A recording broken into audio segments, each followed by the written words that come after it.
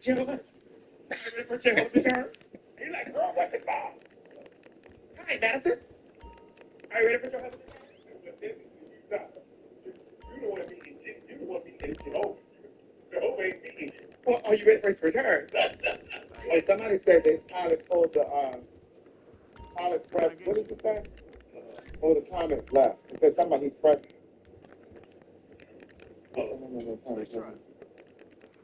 Somebody else said he pressed some button and the wings came in or something. You got to understand too, bitch. That like after they posted that, Craig, there was so many people that was coming forth, like so many plane survivors, plane crashes, and they said they were all 11A. Bitch, I'm starting to say it's 11A. That's Comfort Plus, isn't it? I think that's still Comfort Plus. That's not main cabin. It's not basic. I think 11A is going to be. And 11 after you get 11A, I'm getting the next flight.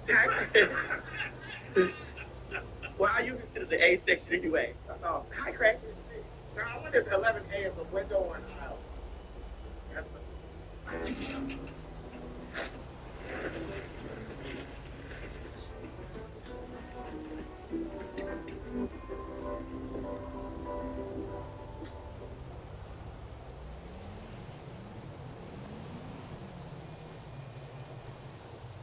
A man who works hard, sweats hard. Old Spice like 5 sweats, so Coach thought I was slack. So I trained with my Old Spice, and I became the fast player. Yeah, I always sit at the window. Hi, Craig, are you ready to get I'm not, I'm in 11A. Bitch? Wow. That's sad. And it's Boeing. It was a Boeing plane. Yeah. But girl, well, they say you're supposed to get on the one you take care of that. Now here's the game. When you book. Here's the tea. Did you see the inside of that light? Oh, they do a sit by the door. What's the exit? Yeah, the door will be the exit door, like the window. You know. Where was it? What? Girl. You see her here, those planes did have been really revamped, refurbished. They said the plane was 11 years old. Well, you know, Spirit's fleet is new. Looks like you better pretty good over there too, got there. You know you got to let that thing run for a while. The Spirit fleet is new. But they're all Boeing.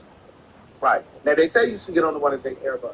The Boeing, them doors and shit be falling off in the air. Remember that one that the door fell off in the air and it fell into my backyard?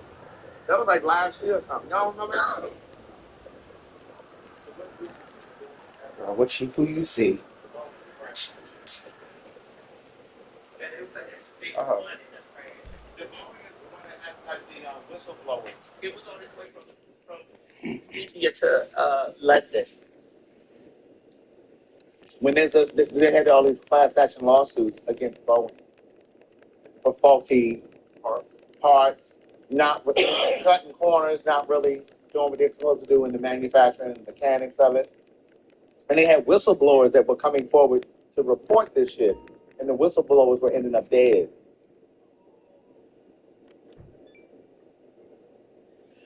What is it for you just to fix a great plane to fly? It's all about money. Oh, yeah, but bitch, you got to pay that neighborhood, those 260 people's families on that plane. Like, bitch, listen, Northwest Airlines went completely out of business after that Detroit crash. They had been crashing so much. Those girls have been coming down. Man, someone said Delta has planes older than that. Yeah, I know. But what I'm saying is, Northwest. Cut it out!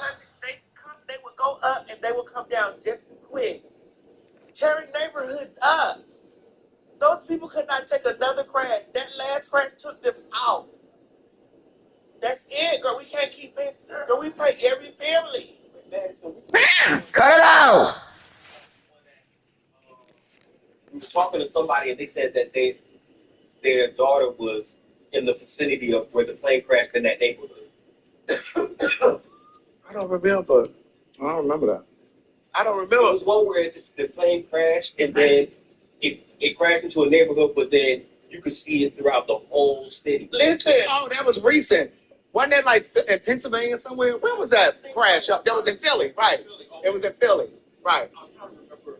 Oh, you mean like when that shit came out like a missile? Yeah, that was Philly. When we had just left there. Yeah. No, it was a little plane, but that bitch tore that shit up. And this is the thing.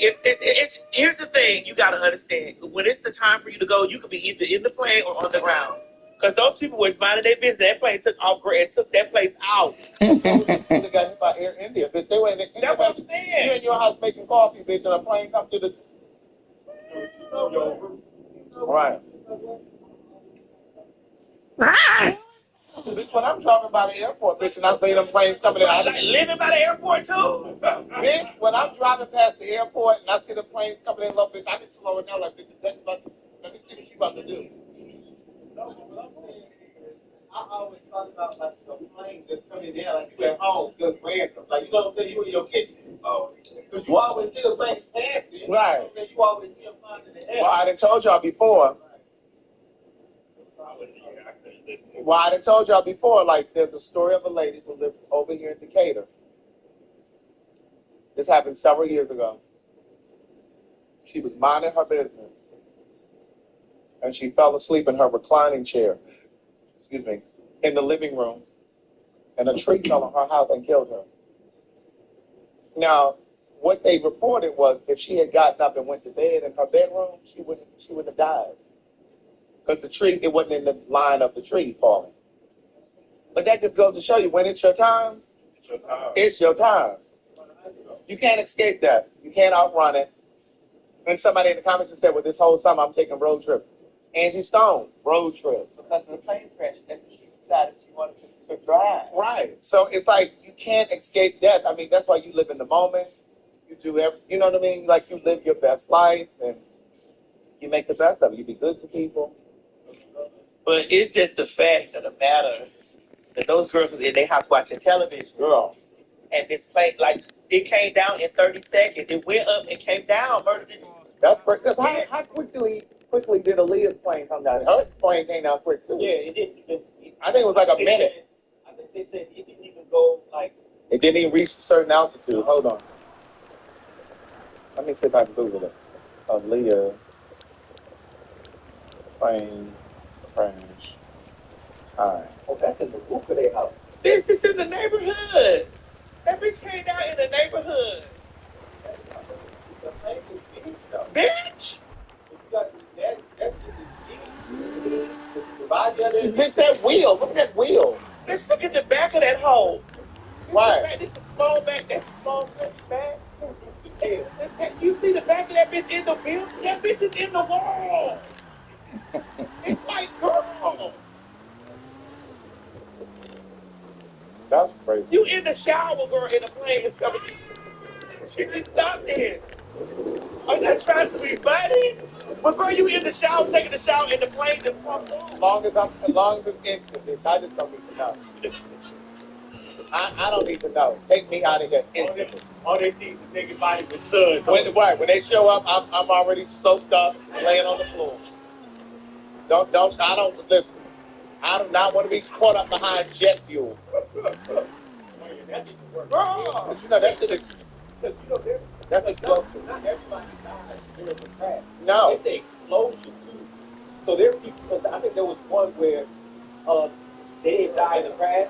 That if you see the front, the guy caught on fire, and all you saw him was running out the. That's like in 9/11. Jet fuel killed a lot of those people. It wasn't just they were injured or whatever. Yeah, jet fuel. A lot of those people got burned up because that shit is highly flammable. Like there was gasoline from the plane, and it was so hot in there that it ignited. Like that shit is crazy. I'm trying to Google this thing about Aaliyah's. That's terrible. Someone said, hold on, someone put it in the chat. They said, they just said something about Aaliyah. Aaliyah's plane wasn't heavy. The pilot. Do you see that? Well, they said it was a combination of things. Yes, he did have cocaine in his system. Oh, look at but they were saying that they pleaded with the Leah's team to leave some of that baggage behind. All of the planes. It just says Aaliyah's plane took off and crashed shortly after takeoff about 200 feet from the runway. That's not far. That was not far at all.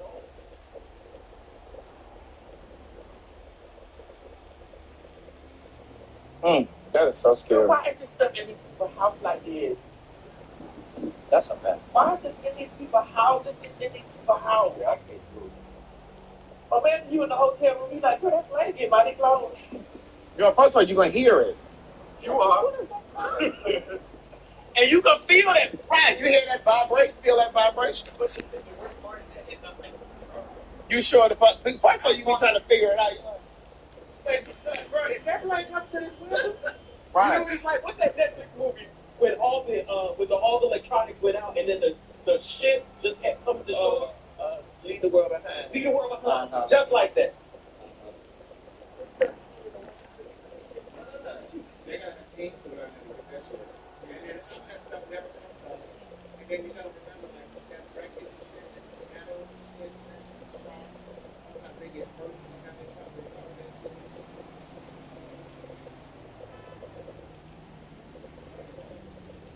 Some people are saying that at least he said it was 800 pounds.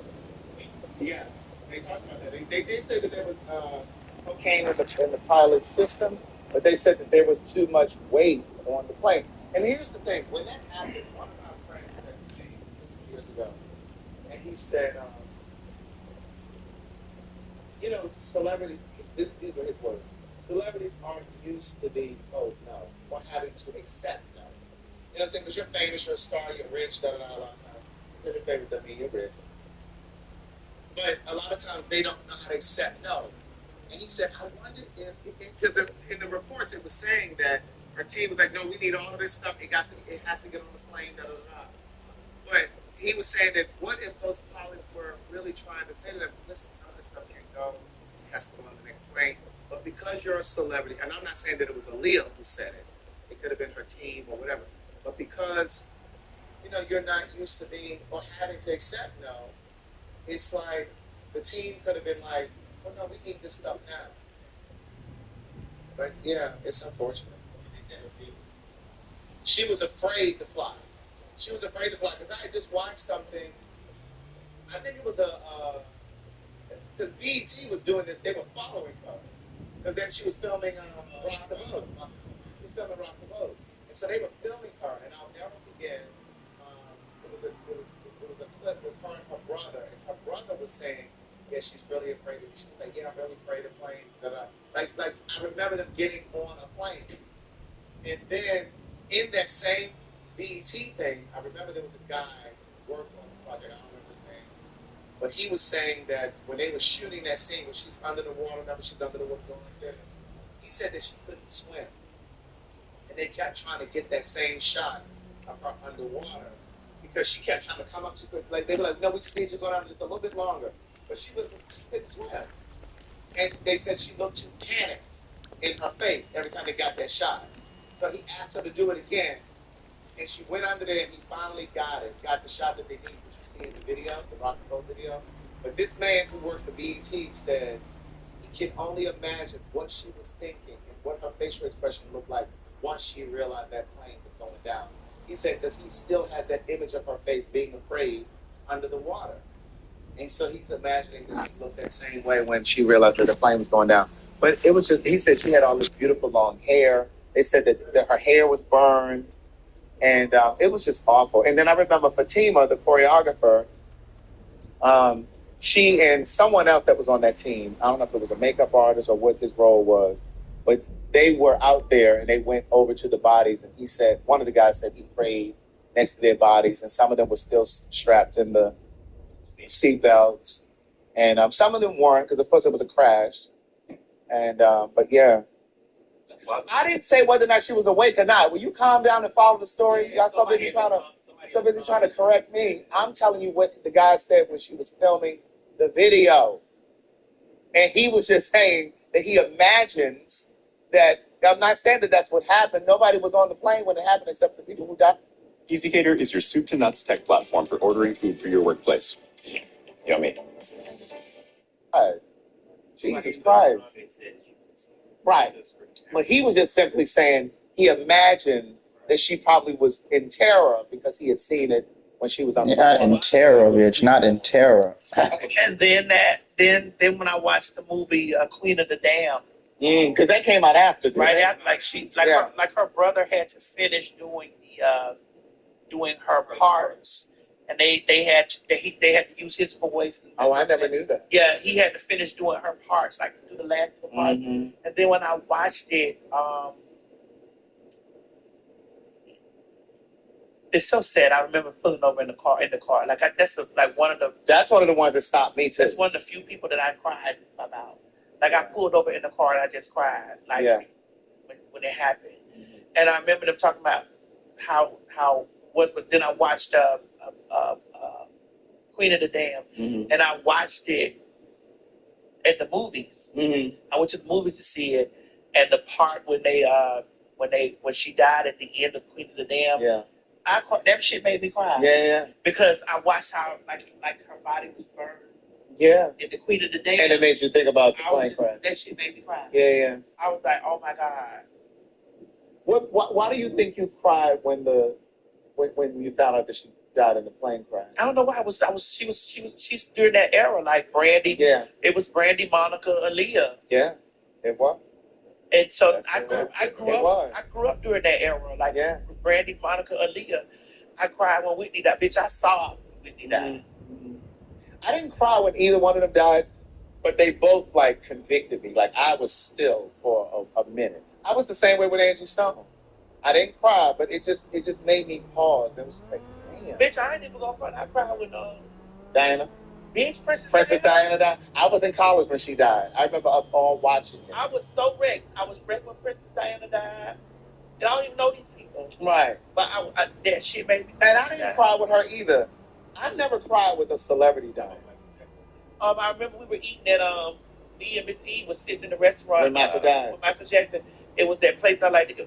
Not Fellini's. What's that place? Mellow Mushroom? No, it used to be it was a pasta place. They used to have a crab meat lasagna that I like. What was that called? Remember? Figos or Figo. It was yeah, you talking about I think it is called Figos or Fuegos. Figos or something. Yeah, I know what you're talking about. We were sitting at Figos eating, and bitch, they had the TV playing. Yeah. And then it was I remember sitting there watching. It was like Michael Jackson is dead. I was like, what the fuck? Right. I remember when Tupac died. I was in the store stealing. What were you stealing? Girl, I was stealing out of Burdine. What did they have? It had been from Burdine. They had turned to Mason. What were you stealing? Girl. I was gathering up the thing. Oh, okay. I remember when Luther died.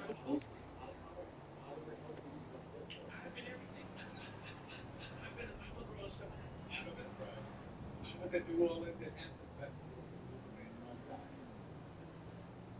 You read it? I remember that.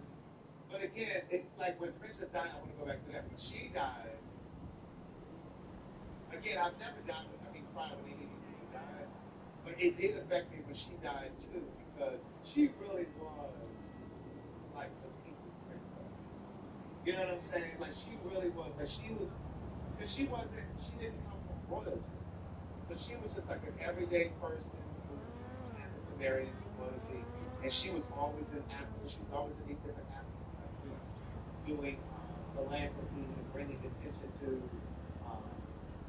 just issues like hunger and all those kinds of things. So she just, I like that about her. So, yeah.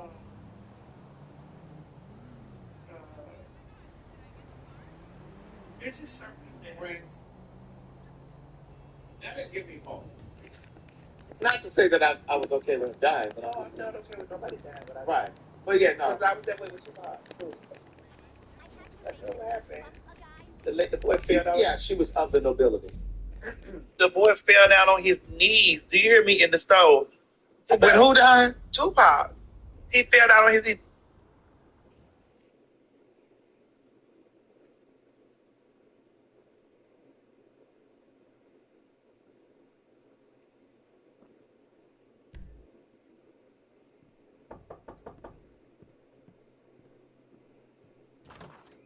So, Mr. Crest said we should talk about work, but not here.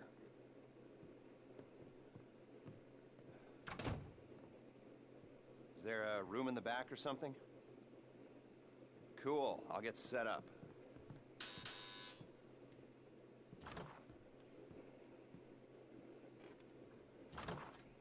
So, Mr. Crest said you might be able to help me out with something.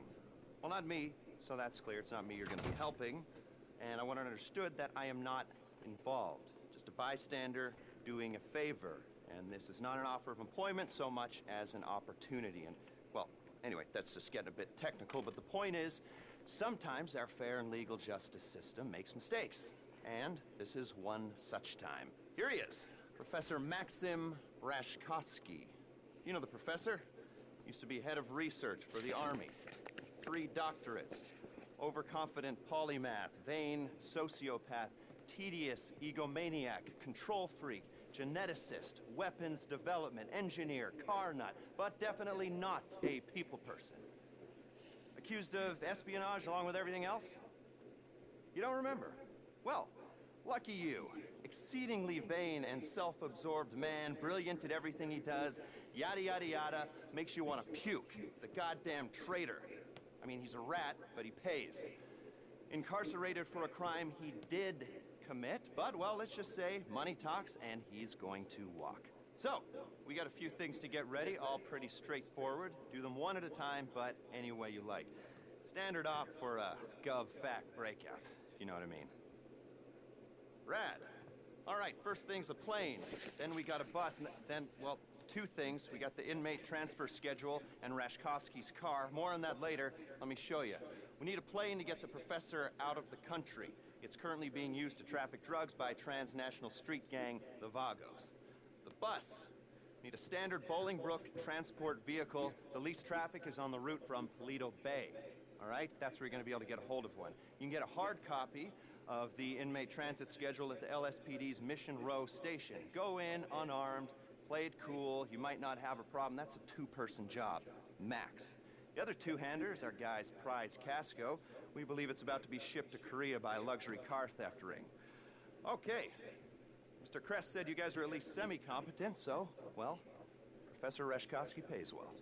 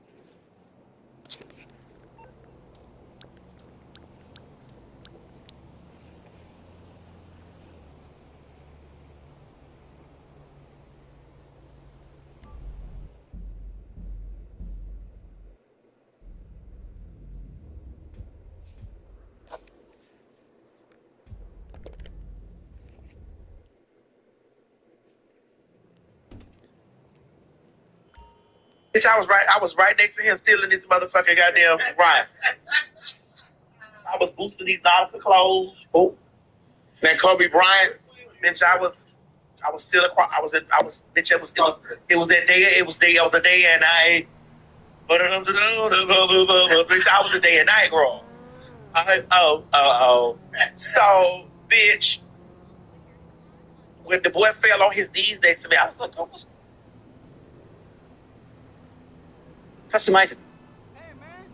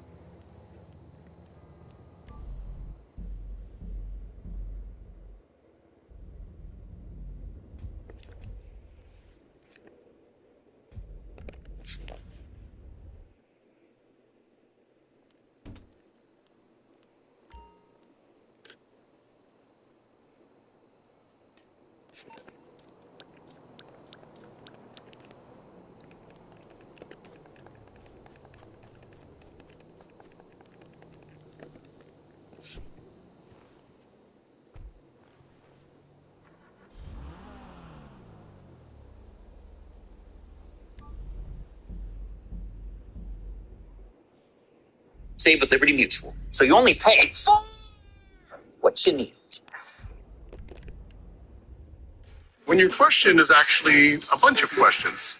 When's the best time this weekend to host a backyard barbecue? And You know, because I thought I was getting got. Yeah. Oh my God, God forgive me, Lord. I thought I was getting got. No, because you know they used to have those mystery security guards in there. Yeah, That's how they secret got me. shoppers. Those secret shoppers, bitch. That's how they got me. Bitch, so when the boy fell on his knees right next, I was like, oh, Right. you gotta stop him. Right. Oh, I was down there.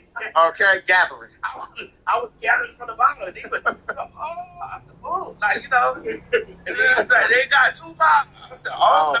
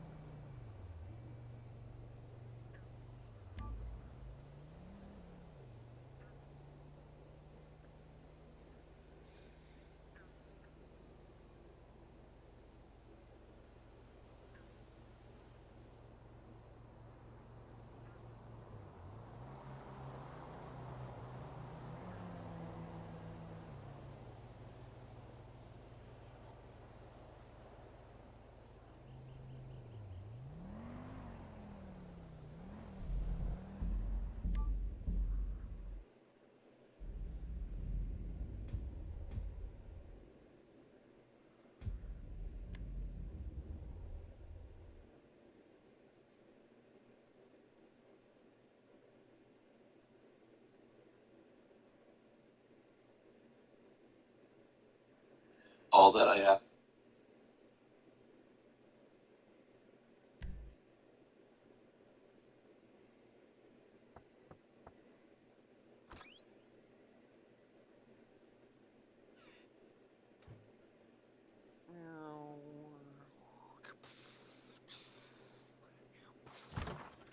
Got a bit of a problem. Some asshole got wind of what we were up to. Apparently killing a guy's closest associate puts a bit of a spotlight on him. Anyway, now I'm told they put a price on the professor's head, so we gotta move. Now, is that clear? Can we get going? All right?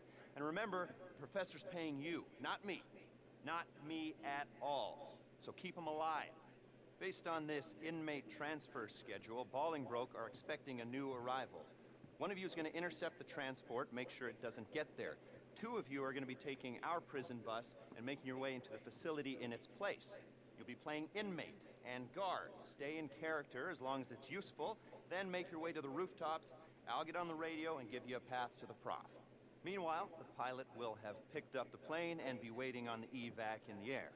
Whoever stole the bus will be bypassing the prison and torching it somewhere discreet. After that, it's just a matter of getting your guy out of the clink and getting him onto the plane. Everyone flies out of there except for the bus thief. Professor Reshkovsky takes control of the plane. The 3 of you on board take a jump. The professor's out of U.S. airspace and reunited with his precious car. Simple. Should be the easiest money you'll ever make. Speak soon.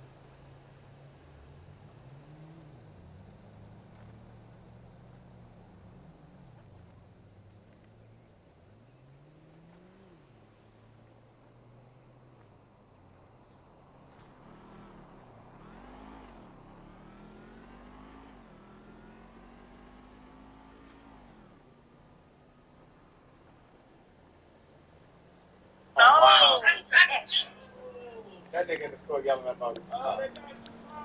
Oh, after that, I was like, oh my God. Bitch, I gotta get out of here. They get niggas today. Bitch, I was gathering that shit to get the fuck out of here. We on high alert. I see the people moving all around in the like it was really they were really in a frenzy that he was murdered. And I was like, my God. But I had to gather my faith. Yes. Who else died during our thing? Tina Turner. Yeah. Well, she was 80. I was like, rest. Right. It was just like, okay. Sometimes you just be like, rest. Yeah, it's like, okay, she lived a good life. She Take lived your a long rest. life. That's how I want to do it. Yeah. Chad. Chadwick Boseman. Oh yeah, that was terrible. Yeah. I didn't. It didn't shock me though. I mean, it was sad, but I wasn't. It didn't make me stand still. Because he was still working. Yeah, he was still young. Yeah, that's what I know. I told the Lord to let me work all the way up until the last day. Girl, somebody said Betty White. You didn't cry when Betty White died? No. Bitch, she was 99. Yeah. She was days away from 100. I didn't move with left eye. Not to say that it was okay that she died, but I'm just saying I wasn't. Now, Kobe fucked me up. Kobe Bryant fucked me up. Bitch, I won't get on a helicopter to this day. I agree. I'm not getting on a helicopter. That Kobe shit fucked me because it was his daughter. Right. Those people, him. I was like, oh my God. We were getting ready for the show, remember? I remember. That morning, we was getting ready for the show. Yeah. Bitch. It's just like, you don't have to know. It's not even like they ran into a mountain. Yeah. They said that was, they said that it was instant. Because I always imagined that it was like spiraling down and like you knew that it was coming down. But no, they said it was instant because it hit us. Because it was cloudy or something, wasn't it? Cloudy, and then they were trying to get to a basketball game. Yeah. And at one point they were I believe they were blaming the pilot. Well, I mean, I kind of feel like they should have known that it was too cloudy or something and said, no, this isn't ideal weather to fly. I mean, Ananda Lewis just died, yeah. Remember Ananda Lewis? You remember Ananda Lewis? What? Huh? What?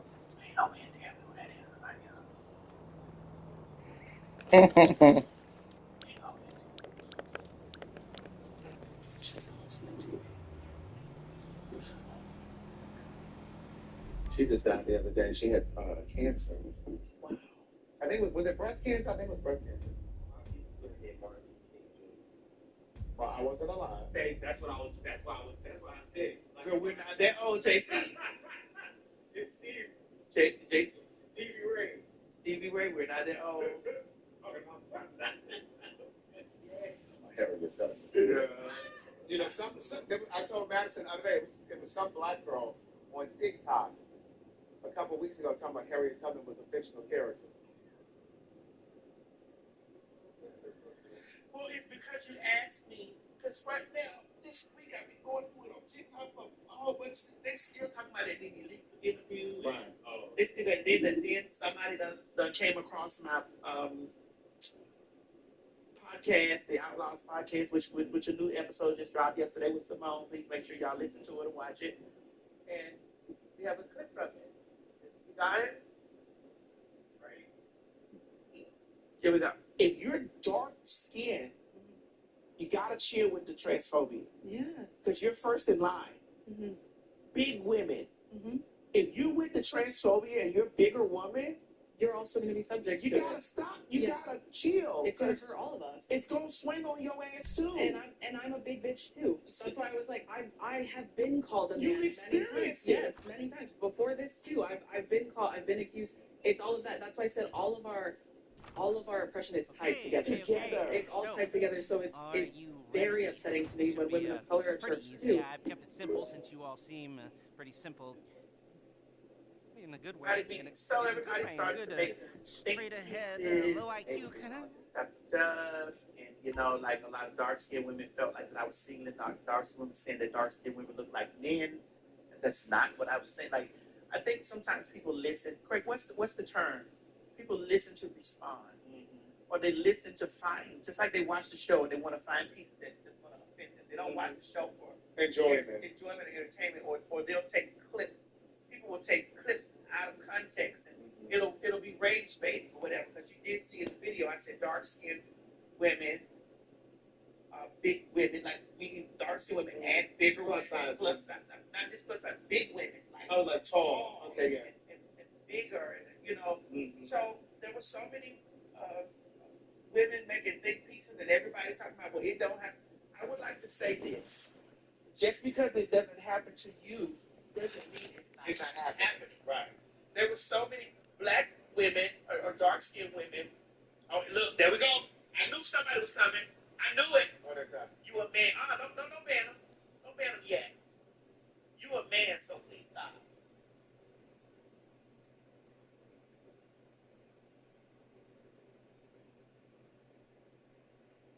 What are we doing here?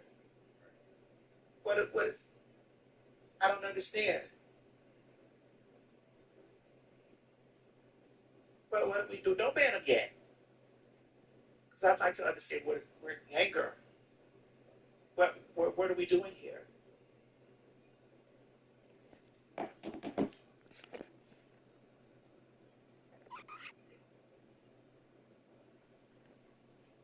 So after we've gotten past, I'm a man. After we've gotten past that, where was the lie?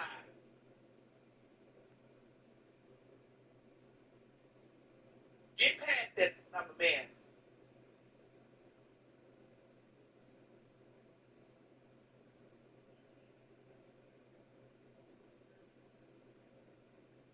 Let's move past that, and because people can't discuss, let's discuss. Because people like to come with vitriol. They like to come with the.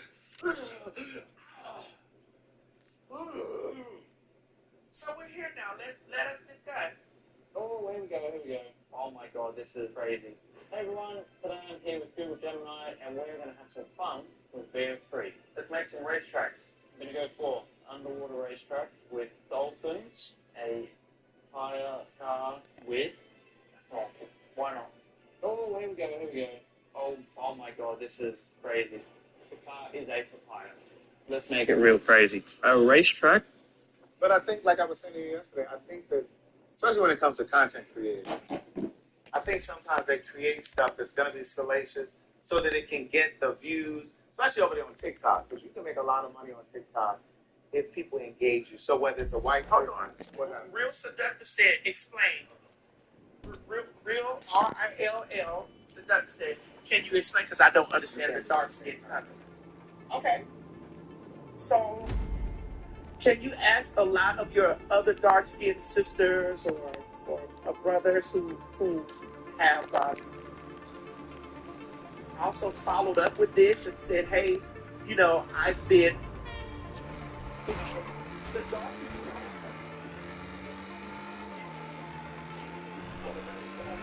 Alright, here we go. The one we've all been waiting for. Put your masks on when you get in the bank, then crowd control.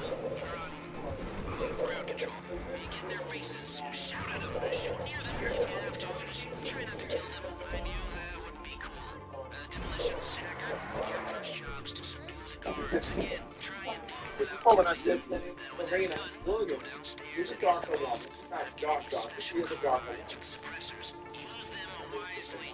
Like I said, She's a darker woman. big deal, people. And she's been accused of being masculine or manly, right? And oftentimes, I think there's colorism thrown in. Martin Vintage again, because obviously Martin Vintage they have a problem. I've never heard dark-skinned women being called masculine. Having a dark-skinned mother was treated like a queen. Now, you're here, Martin Vintage, right? And you said, sit down because I'm a man. You're also watching the chat. You're also seeing there are dark-skinned women sharing their experience. Now, I know you came in very hostile with trying to point out that I'm a man. Got it. We got it. Okay, we there. All right, girl, whatever. But my pronouns are she, her.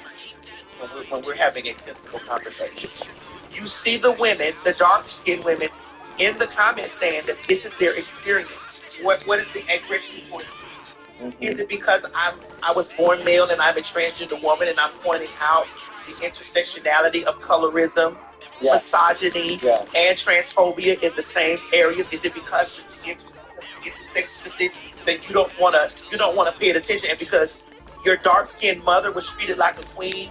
So your dark-skinned mother was treated like a queen. What about these other women who are sharing their experiences?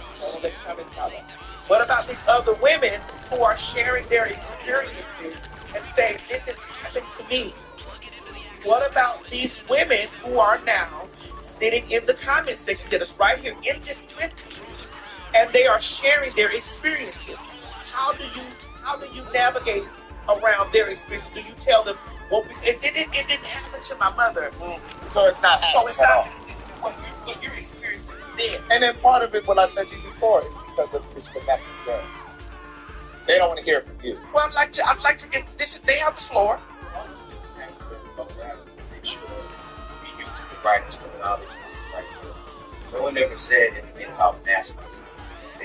Everybody said. I said they got to slow down on the transphobia because they usually are. And then there was some fraud that came on like Shannon Sharp. No shame. I'm not doing respectability politics with you bitches. Y'all hit me below the belt. I'm kicking you bitches in y'all crotch. It's just what it is. I'm an expert. I haven't leveled up to that level yet. I'm not Michelle Obama. By the way, has been called a man. Who, by the way, has been called a man.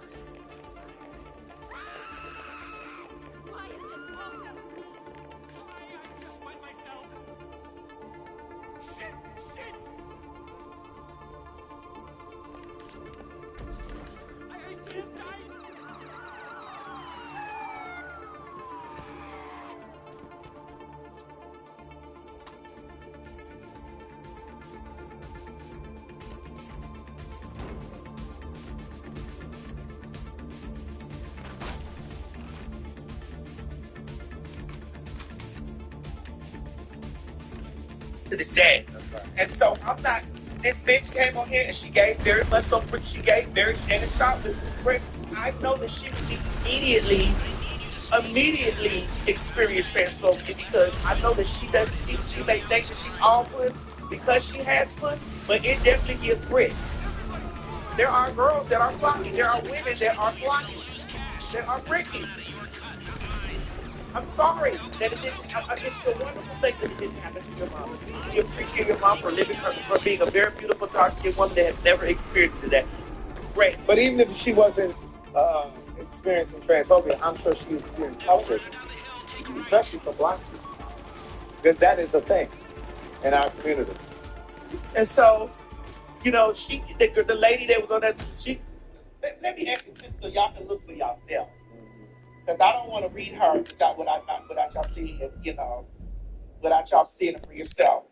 When I see her, I see a brick. That's just me looking at her. And I was trying to give her grace because I'm like, girl, I mean, you are Ricky, but I'm not going to say anything. That's a good point, Tugger. Leslie Jones is another one that has experienced it. Oh, you have Leslie Jones from Saturday Night Live. Google Pixel 9a. It's built to withstand spills, dust, and drops. So the only thing to worry about is taking in all that beauty. Google Pixel 9a, durable by design. Old Spice Super Hydration Body Wash. The sweet scent of a honeymoon in Fiji. Moisturize with vitamin B3.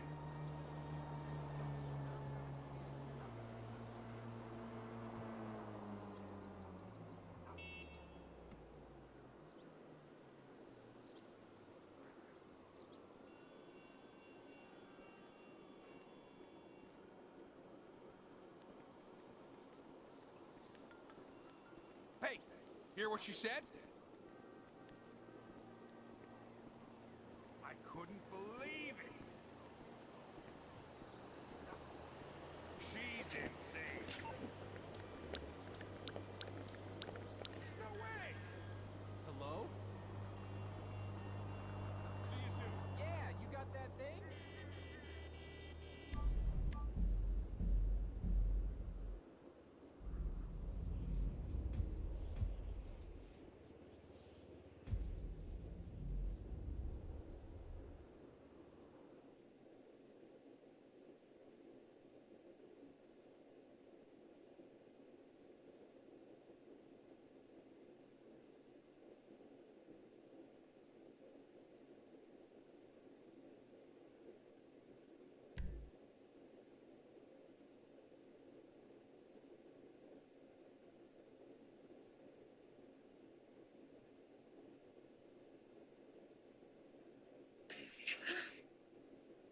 Yeah. Okay. But the point that I was making earlier too is like a lot of times I think people, content creators, will make this stuff just for the engagement. Like sometimes you'll see it with white folks saying crazy things about the deportation that's going on. They don't say stuff about black people because they know black people are going to get in the comments and engage them, and then their check goes up. Same thing with homophobic men. You'll see sometimes black men saying things about gay or trans people because they know that people are going to get in the comments and fighting, and then it's going to increase their views. They're going to get a check.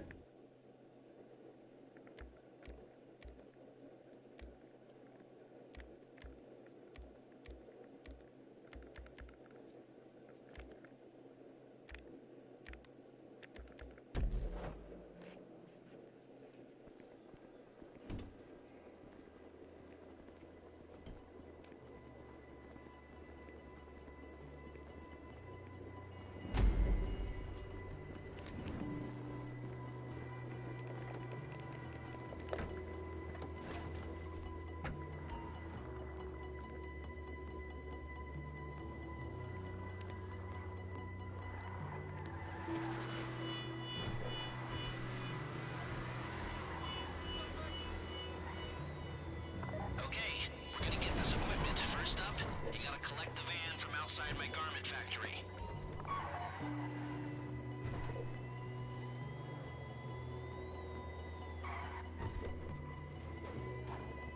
When you've got the van, I'll come back to you with details on what to do next.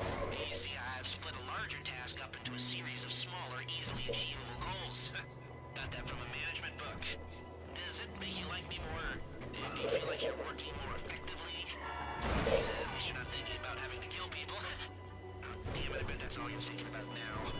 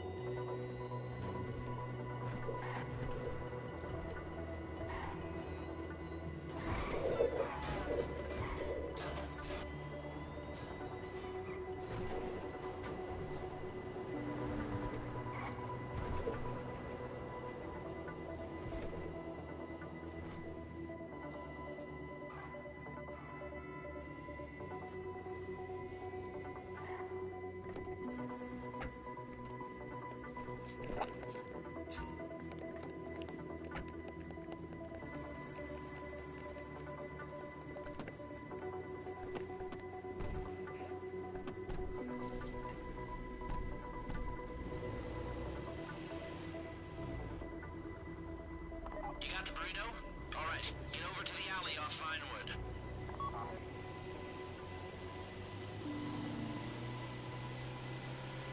Now we've got the same remote server set up in the back of this van, the white one, as the other heist crew has in the back of their van, the black one. And all that's missing from ours is their magic box. So you're gonna drive into the alleyway and swap their box into our van.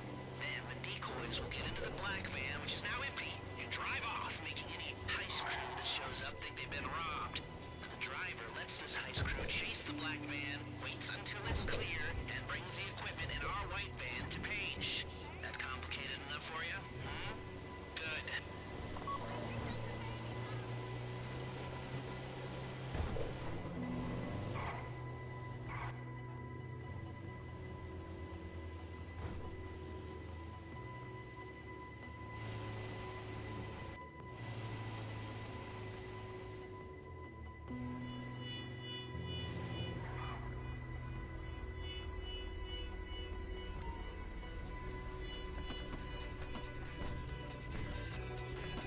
Okay, now take out the competition. The crew in the alley's gotta go before you swap across the equipment. They can't know which van the box is in. So it's sometimes I don't even know if people believe this stuff. Going back to what I just said a moment ago, there's a black woman who has locks who sat on TikTok and said Harriet Tubman is a fictional character. And does she really believe that, or is that just some shit to say so that people can get in the comments, get a fight and squabbling and shit, and then she get a chance? Like, you just don't know. People don't give a fuck what they say anymore. Well, when I say it without trying to be divisive, but I just have a conversation. I was actually sitting across from a woman who they thought that she was black or Hispanic, and they thought that I was letting her talk about dark women. She's actually Samoan, and she's like 6 foot. Drew Abuelo is like 6 foot something. Like she's taller and bigger. She's taller and bigger than me. Yeah. And I'm born male. Right. And she's a female. And she's taller and bigger than me. And she said, I get called a man a lot. Just hilarious herself. From her own mouth. And she's a darker skinned woman. She has experienced motherfucking transphobia because niggas done slid in her inbox wanting to suck that dick. Hey, bro.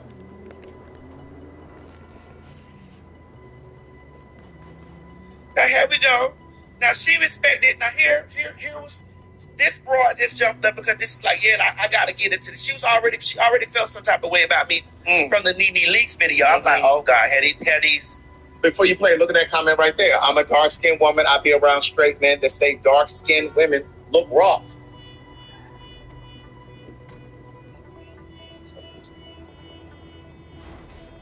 My grandmother's a dark skinned woman. My mother is a darker skinned woman. Bitch, I'm darker skinned.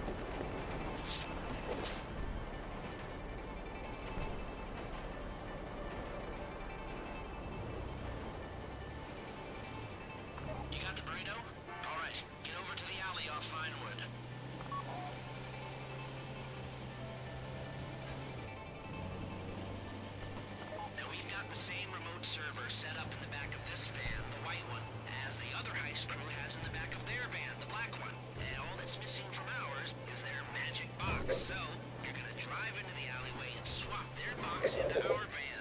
Then the decoys will get into the black van, which is now empty, and drive off, making any heist crew that shows up think they've been robbed. And the driver lets this heist crew chase the black van, waits until it's clear, and brings the equipment in our white van to Paige. That complicated enough for you? Good. What the fuck? So, I'm not saying it as if I'm not a pump. Right. I'm saying first and last. After the pump, after the girls. You thinking I'm saying that you're gonna get it first, bitch? I'm talking about first, like after us.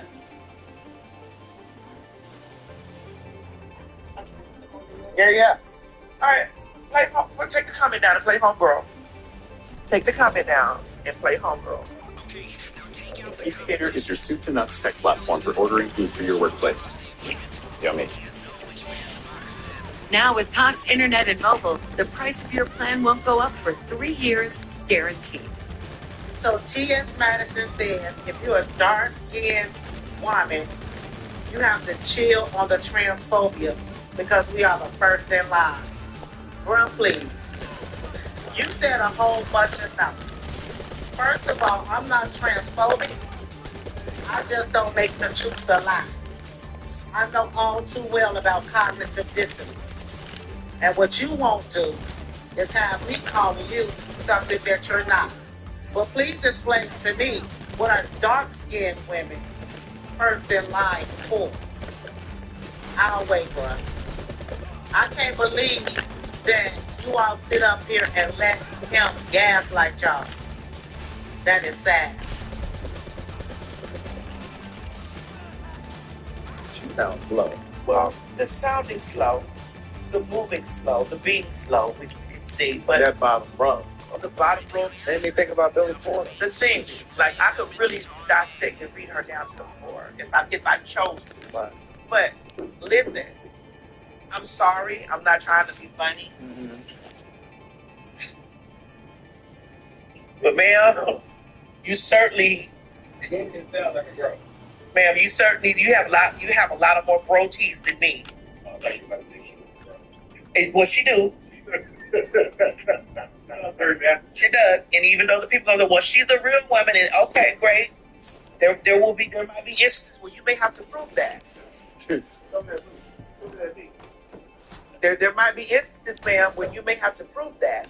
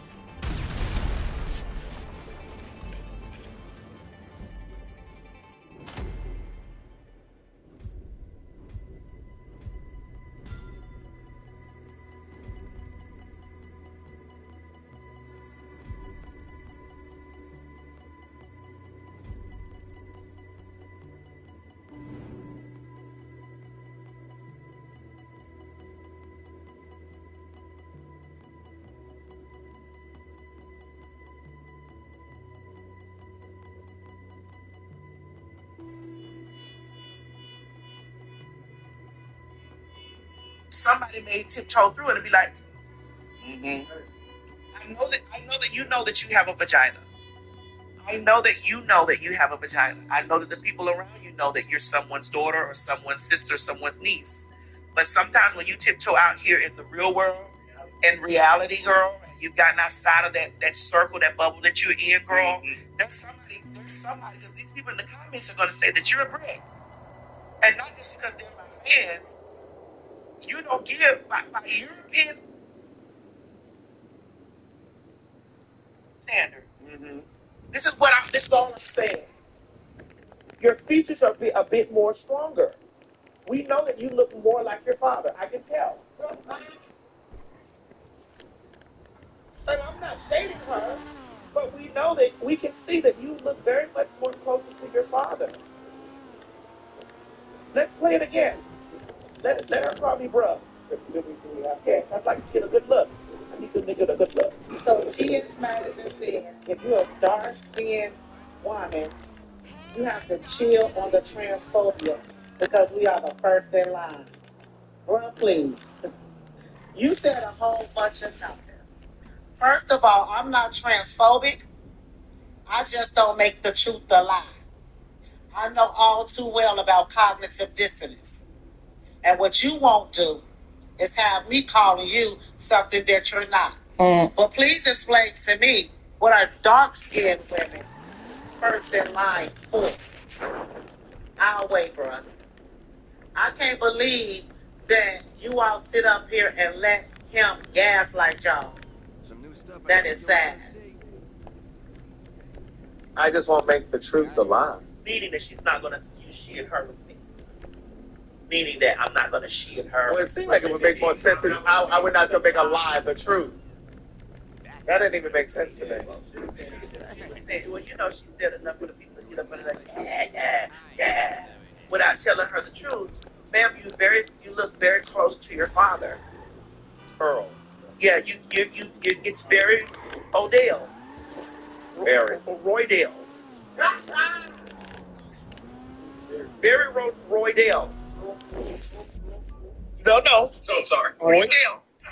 It's very close to Roydale. That black and white It's very close to if some white bitches was out somewhere and they wanted to terrorize you, and they called Alice because this is happening to women.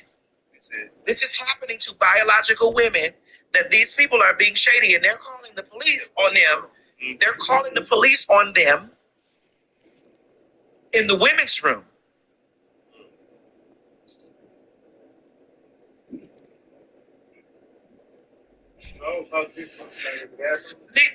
These women just experienced this. The male police came in to yank these women out of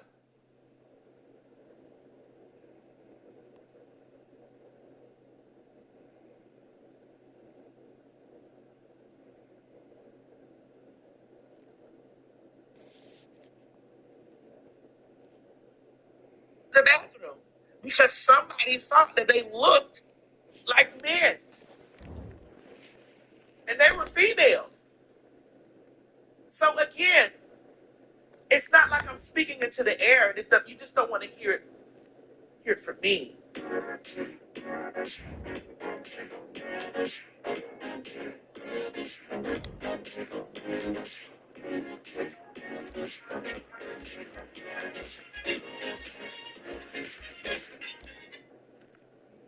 Now, I'd like to play another woman's video that kind of sums up, or definitely sums up what I was saying. I didn't mean any disrespect to any dark-skinned women and from a place of but a lot of you hoes is just hell-bent on selective ignorance. Yeah, whatever. So, I'm not even apologizing because I know what I didn't mean. I know for those that forgot it, received it. Let's play this video from this very beautiful dark-skinned Sudanese, right? Sudan. She's from Sudan. This Sudanese woman, and do you know that people were in the comments saying that she was trans? I was like, what the fuck? Like they were saying that she was trans. I'm like, this is a woman. Wow. What the? Go ahead. Yeah, oh. Madison said that as dark-skinned black women, we should be careful with transphobia because we are first in line when it comes to transphobia. And a lot of black women are upset, so let's talk about it. I understand why when you initially hear that statement, you could be offended because it sounds like you're being compared to a man. But that is not what she was saying at all. When it comes to transgender people being attacked, guess who has the highest rates of violence? Guess who is attacked the most? Guess who is unalived the most? Black, dark-skinned transgender people, whether male to female or female to male, they have the highest rates. To put it in perspective, let's say you're walking down the street and there's a transphobic person who just happens to want to attack somebody that day. And they see you, a biological, dark-skinned black woman who may or may not look masculine, because there are some black women. Globalized, multinational, decentralized criminal network. Their principal interest is in drug trafficking, but they've diversified into mid-level distribution, end-user sales, and trafficking other contraband. You get caught with a kilo of coke, they throw the book at you. You're caught with a quart of capybara semen, it's a slap on the wrist. And the market for large endangered rodent ejaculate is lucrative. Most of the Vago's upper management, shot callers if you like, are already incarcerated here in the States and throughout Central and Latin America. They run the network on cell phones, and it's a relatively flat hierarchy at the top. So if you cut one head off, there's 6 more waiting to bite.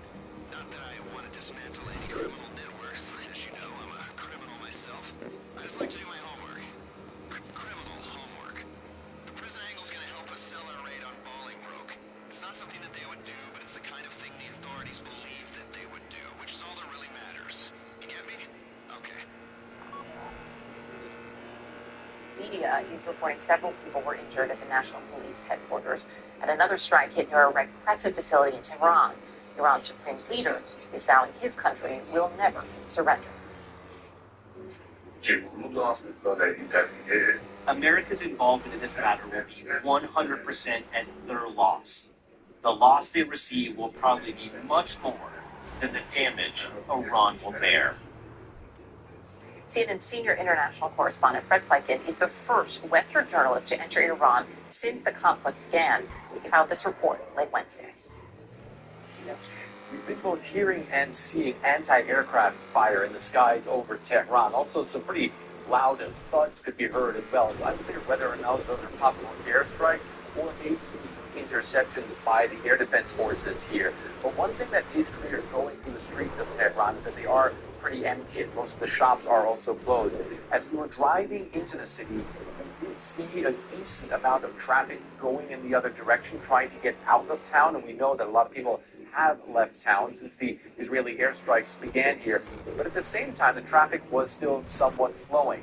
One of the other things that we noticed as well, and we did drive through a substantial part of Iran to get to this place, is that in many other places, it's business as usual. There were a lot of cars on the road, there were factories that appeared to be working, and also a lot of trucks that were driving on the street as well. And folks that we spoke to on the ground were basically saying they were just trying to get by and continue the way that they had been before. Nevertheless, of course, people here in Tehran understand that the situation for them could be dangerous, and many have actually left the city. And this comes as the Iranians are vowing to fight off. The leader, Ayatollah Ali Khamenei, said that Iran, the Iranian nation, would never surrender. Of course, what the Iranians have been doing in the face of airstrikes that are coming in, and air missiles for Israeli territory. But CNN. Since he believes he said that Iran is about 2 weeks away from nuclear weapon, comment coming to the director of national intelligence that will testify that the U.S. intelligence community assessed Iran is not building a nuclear weapon. They are not authorized to nuclear weapon program. Like Deputy Prime Minister spoke to CNN before. Israel says that it is you on the verge of deciding to make a nuclear bomb. Now, Trump is moving in that direction, even though his intelligence group says that's not the case in terms of their assessments.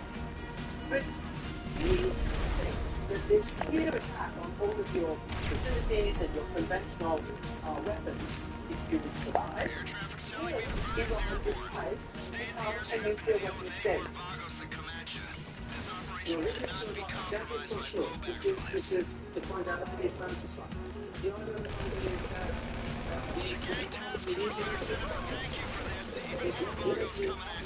the the country country, nuclear weapons, have been used in the country country. They have mitigate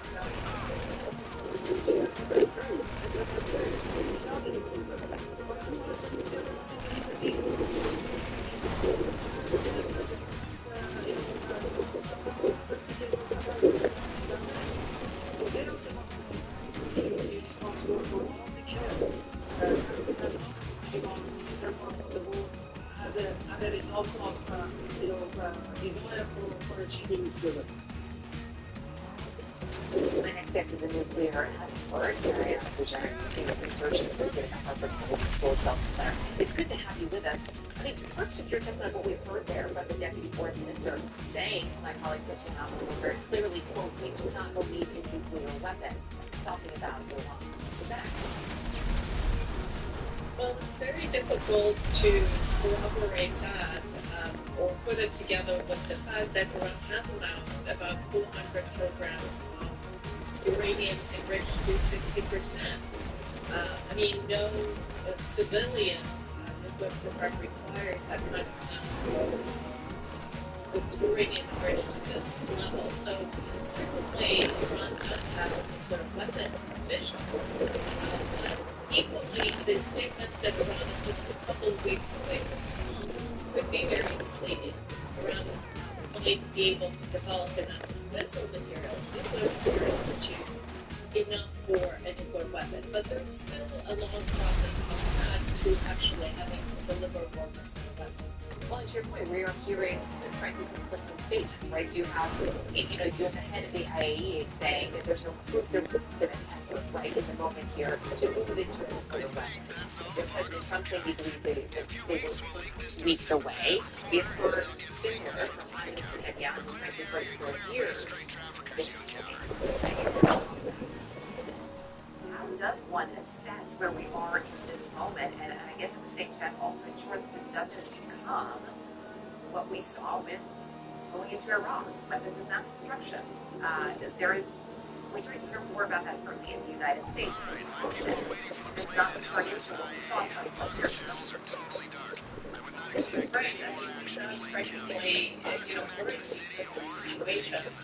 The short answer to how we assess is that it's very difficult to assess. We've had very little visibility into the Iranian nuclear program, especially since the Iranian nuclear deal collapsed in 2018 when President Trump withdrew from JCPOA, from the Iranian nuclear deal, and then the IAEA inspectors were very much limited in what they could access in Iran. Having said that, we do know that developing a deliverable nuclear weapon is a process that does not stop with having enough nuclear material, which is the highly enriched uranium that everyone is speaking about. You have to design a warhead, you have to test a warhead, you have to mate it with a delivery system, with missiles, which of course Iran also has been developing quite actively. So various estimates, well, they differ anywhere from 1 year to 18 months for Iran to have a deliverable nuclear weapon. But again, is it going to be 1, 2, 3 weapons? What can you achieve with this kind of arsenal? And also another question is, well, God forbid Iran does manage to develop a nuclear weapon, would it not use it the way other nuclear weapon states use it, which is for deterrence, not for fighting force, but for preventing force? Yeah, all important questions. When we look at where we are in this moment, how quickly things are moving, is there still room, in your view, to de-escalate? Do you see a diplomatic off-ramp here? There might be room to de-escalate should the parties choose to do so. The Israeli strikes damaged badly one of the enrichment facilities at Natanz, but they have left largely intact 2 other very important nuclear facilities, an enrichment facility at Fordo and a nuclear research center at Isfahan. So possibly there's time for, or that buys us time for negotiations. On the Iranian side, we know that the Iranian parliament is considering a move to withdraw from the Treaty on the Non-Proliferation of Weapons. that could also be able to build up leverage should the negotiations restart. And we know that President Trump has not definitively taken talks off the table. So there is Whoa, I still admire how some much money you're putting through the cautious pipe, but you got to cool off, boss.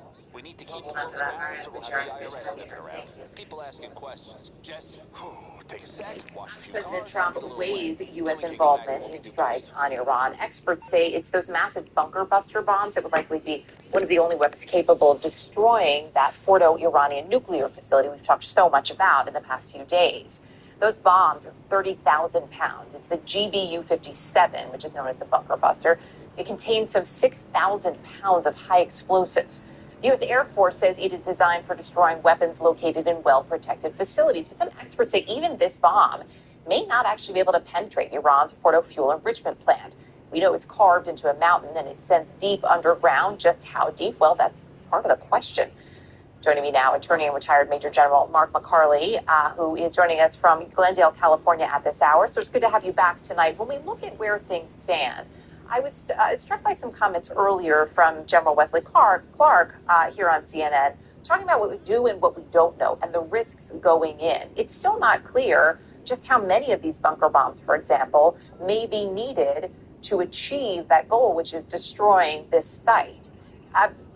How important is it to have these very clear outlines and also a plan for what comes after those bombs are dropped before any decision is made? Certainly. So you have suggested that there are two answers. The first is what sort of preliminary, what we call intelligence information, is available? What intelligence information must we acquire before we commit U.S. forces into combat in Iran, albeit air attacks by missiles, cruise missiles, and other systems, because we're operating in a void. Now, I am confident that at multiple layers in our government, there are those who have done significant work in outlining the disposition of the Iranian leadership and the at least superficial strength of the Iranian armed forces. But again, must have a plan, because there is always the day after. And that's what you're suggesting. That's my response to what I call the second conversational line. We just don't know.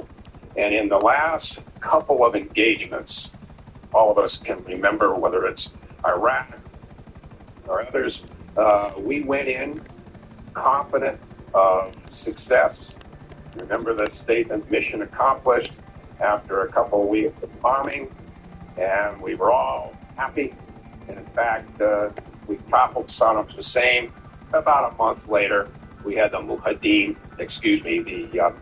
the Iraqis, and from Al Qaeda, and that became a horror story for the next almost 10 years. Yeah, and that is certainly, I've noticed it more and more, even in just the last 24 hours, in terms of the conversations that are being had, concerns that are certainly being raised by lawmakers, which frankly informs my next question to you, which is, do you believe that this idea, right, entertaining this idea, and again, our reporting is that the president has looked at the plans, hasn't authorized yet, but has looked at the plans that have been drawn up for a potential strike. Is there any concern on your end that this is being rushed? Well, anytime you have a military operation, we use a term in the service, in the Army, and it's what's called crisis action planning, meaning you have an event, the event surfaced. In this case, the Israelis pushed forward without the tacit consent of or approval of our government, went forward, bombed for the purpose, at least initially, of degrading Iranian nuclear capability. So by just a set of circumstances, an event starts and you've got to plan very, very quickly. So we call that crisis action planning, meaning that the work is done both in the Pentagon, certainly in CENTCOM, which the commanding general of CENTCOM has a significant role to play. The Air Force that would have the responsibility, Air Force, partly Army, but Air Force in terms of launching the missile systems. So is it rushed? Yes, it's definitely rushed. But under the circumstances, would we have additional time in what we're looking at right now? Sure. I mean, we could basically say we're not going to do it for a month or 2 months until we figured out what the situation is on the ground. But then, as sort of suggested by President Netanyahu, the response would be he saw this great opportunity that sort of opened up. And so he seized it and he committed his forces for this attack. And if it wasn't then, he felt maybe it would never happen. So time is very valuable, and there isn't a lot of it to make the right decision. Yeah. So I really appreciate your expertise and your perspective here. Thank you. We are looking right now at live pictures. So this is the sky over Tel Aviv. It's just about 7:15 a.m. there. And what you're seeing really here is the Iron Dome working. As we listen in, you can hear the sirens there mixed in with the birds of early morning.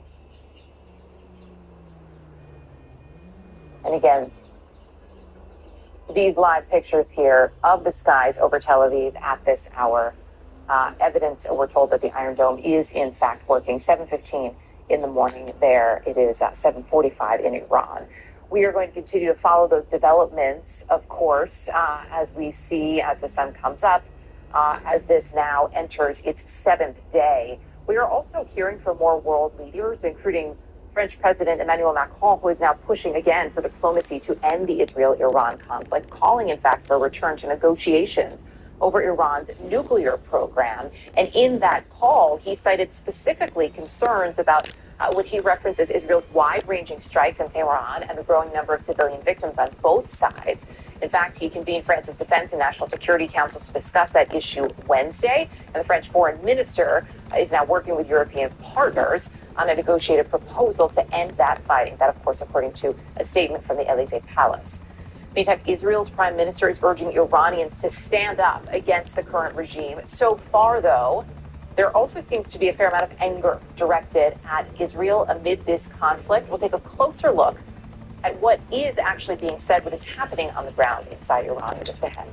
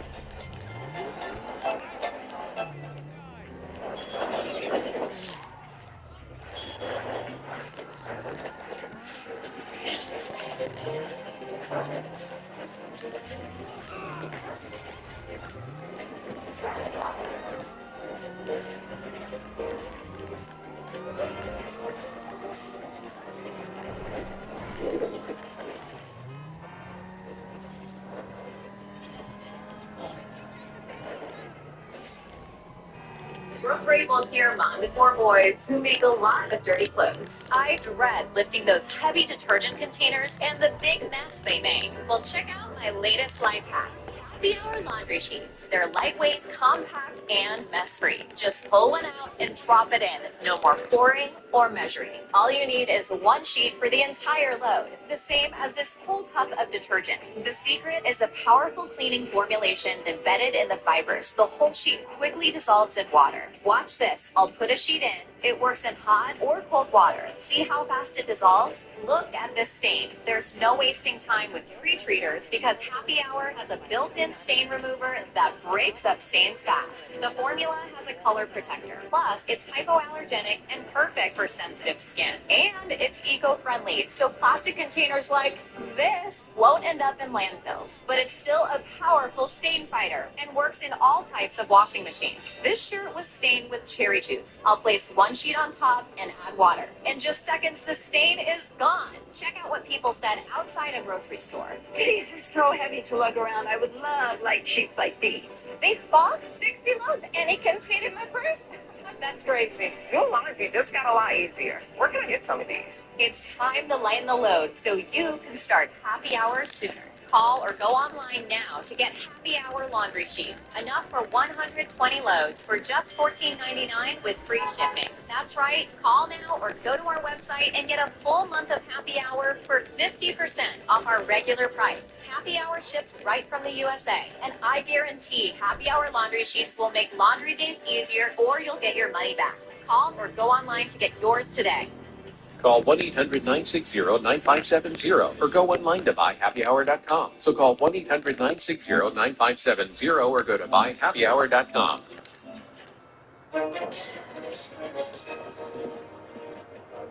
If you've been injured in an accident that was not your fault and you don't have an attorney,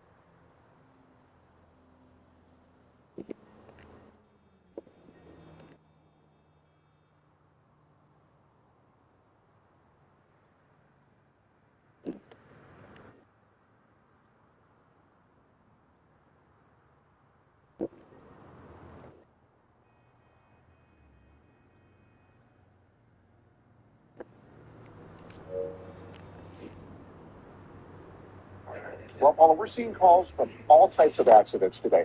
Look at this great group of people behind us. They're here to answer your questions and help you today. So I want to remind all the viewers at home, if you've been injured in an accident, it was not your fault, or if you've received a low offer from the insurance company, give us a call right now, and we'll let you know what your case is really worth. Thanks so much, Rob. So take action. Call now and find out what your case is really worth. What are you in for? I ate a toy. Turns out what goes in doesn't always come out. Why wait for more surprises? Get 90% cash back on eligible vet bills for accidents and illnesses with a Pumpkin pet insurance plan. Visit pumpkin.care. I'm Christiana Manfour in London, and this is CNN. You were looking at live pictures of Tel Aviv. We have heard air raid sirens sounding across Israel. The IDF saying a new wave of missiles has been coming in. They're urging residents there to head to their bomb shelters, to stay there until further notice. Just a short time ago, probably in the last 5 minutes or so, when we were looking at some of these pictures, again, of the skies over Tel Aviv, we could see the Iron Dome effectively working as that new wave of missiles was coming in. We will continue, obviously, to follow these developments, to follow what is happening in both Israel and Iran throughout the coming hours with you here. What we can tell you at this hour as well is that as these Iranian missile attacks do become the new norm in many ways, hospitals are looking for ways to keep patients and their staff, of course, safe. Clarissa Ward reports that from Israel's largest acute care facility in Tel Aviv, where hundreds of patients have been moved out of reach of the bombs. This is the emergency operation headquarters. We are currently underground, 2 levels below the ground. This area is missile protected. And this is where we're going to be located until an event happens, if happens. Currently in the underground hospital, we have 600 hospitalized patients. 600 patients underground? Yes, we are probably the first or Trevor is very pleased with how you're getting. That all so the pleased hospitalized patients that he couldn't get here himself. But he told me that if you keep this up, maybe he won't. This is crucial to understand because when we he's very happy, and trust me, a happy Trevor is a good Trevor, and we all want a good Trevor. I mean, he suffered a lot. He's not the horrific, bloodthirsty maniac that we all imagine he is.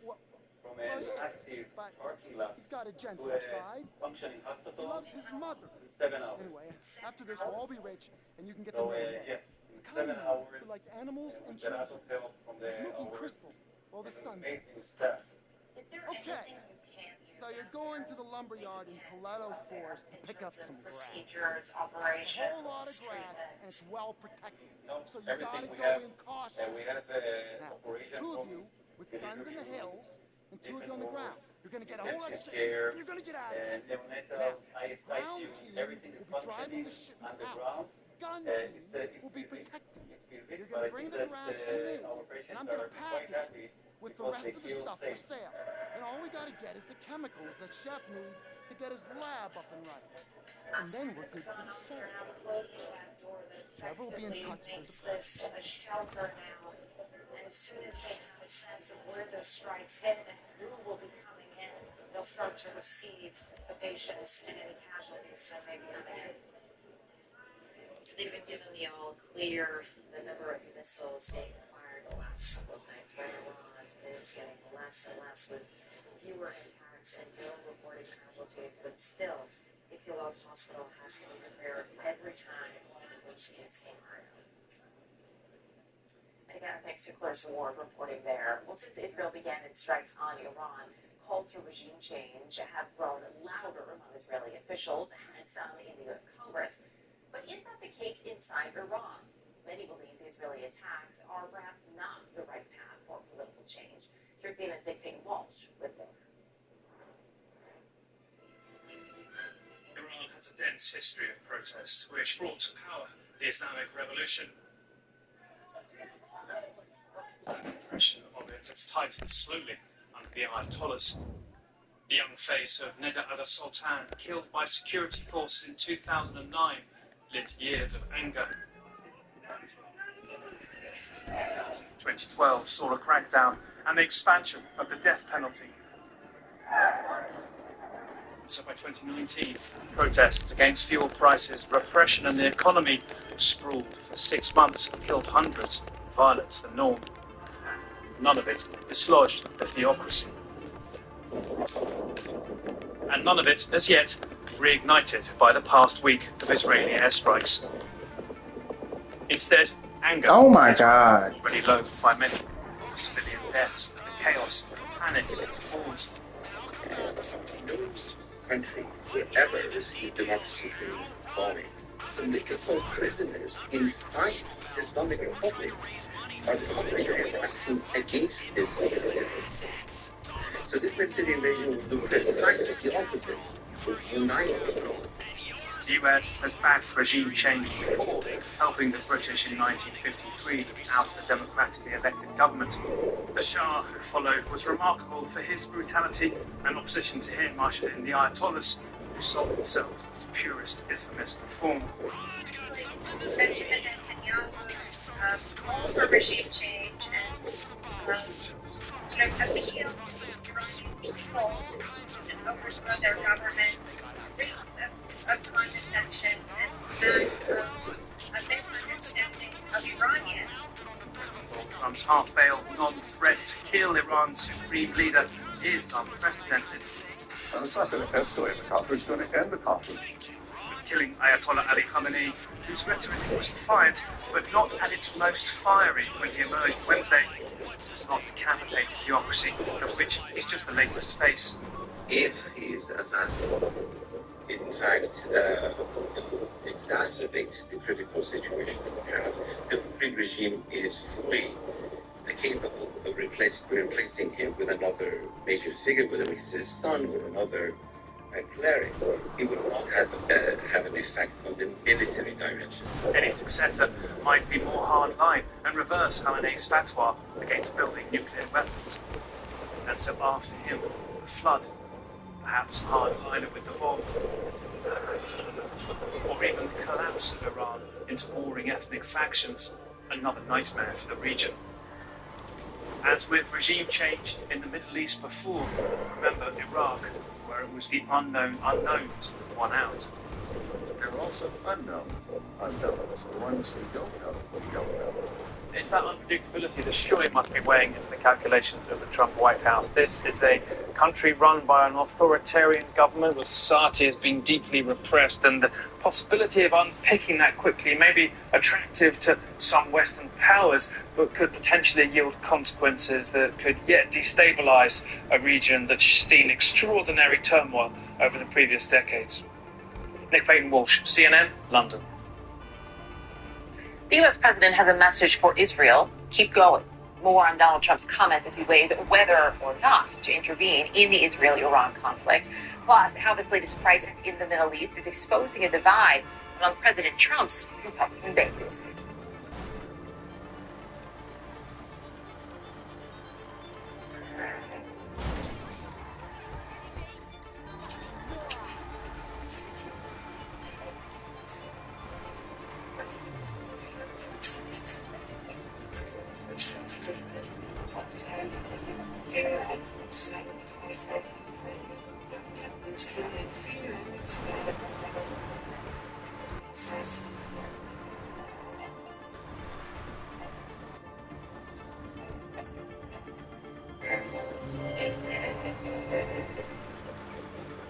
In wintertime, Mongolia is one of the coldest countries on Earth. Temperatures can reach minus 28 degrees Celsius. The perfect climate for 18-year-old Jadumba Narumatar to train in the sport he loves until the seasons change. It wasn't a good day for training today because the river is thawed in some places. This is an obstacle in trying to reach the level that I want to get to. Ice hockey is a small but growing sport in Mongolia. There are few professional-grade indoor ice rinks like this one, but Jadumba says things are changing with the new Ice Hockey Academy. Since joining, Jadumba has been accepted into Mongolia's national team and hopes to attend the 2029 Asian Winter Games. It requires immense courage. When you are representing Mongolia, the ultimate dream is to get into the NHL.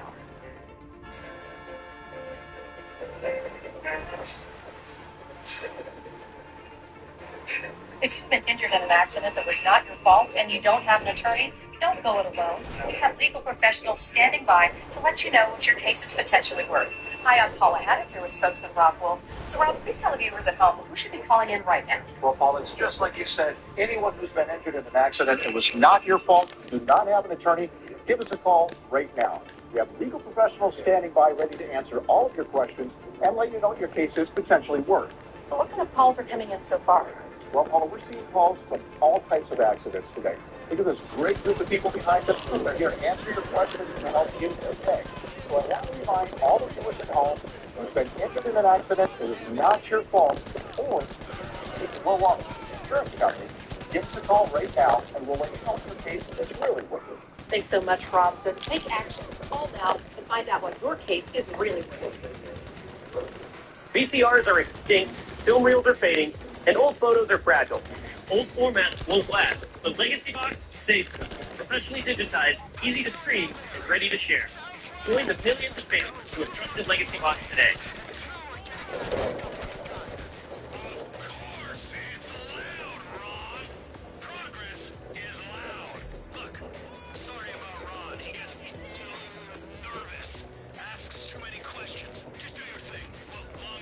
When Lila was ready to sell her ring, she sent it to Worthy, where they took care of everything and auctioned it on her terms. Then, Worthy sent Lila her money. You're worthy of more. Get started at worthy.com. This is CNN. More people get their news from CNN than any other news source.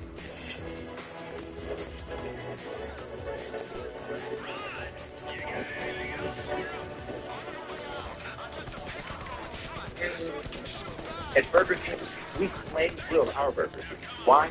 Because that's how it should be done. Hot, juicy, smoky, flame grilled, and made your way. Come experience the flame grill difference with 2 opportunities for just $5. When they're dehydrated, PBLA is great for... Wait, isn't that for the kids? Isn't this for the kids? Yeah, good point. If you're feeling super hot or super not, it's PBLA, the #1 doctor-recommended brand for hydration. They say seeing is believing, but with Stearns & Foster, that's a new part of the story. We handcraft every Stearns & Foster using the finest materials like indulgent and ultra-conforming intelligence for a beautiful mattress and indescribable comfort every single night. Shop now and bring home incredible comfort during our July 4th sale and save up to $600 on select mattresses. Stearns & Foster, what comfort should be. Learn more at stearnsandfoster.com. Hello, sport. I'm John Rodell, and this is CNN.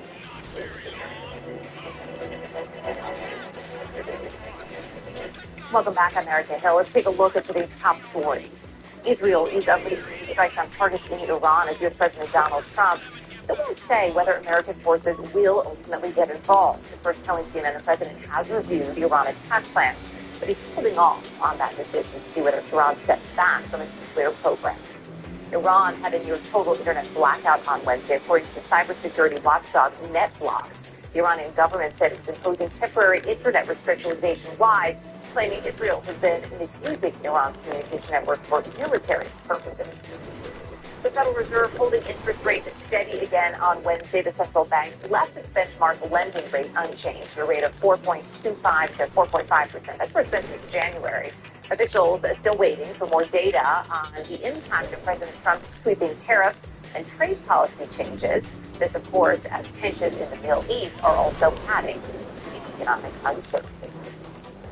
Prime Minister Benjamin Netanyahu is thanking Donald Trump for, quote, standing by Israel's side amid the escalating conflict with Iran.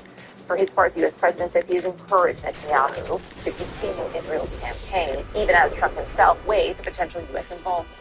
Here's my colleague Jeff Zeleny in Washington. After one more meeting with his National Security Council, President Trump retired to the residence of the White House on Wednesday evening.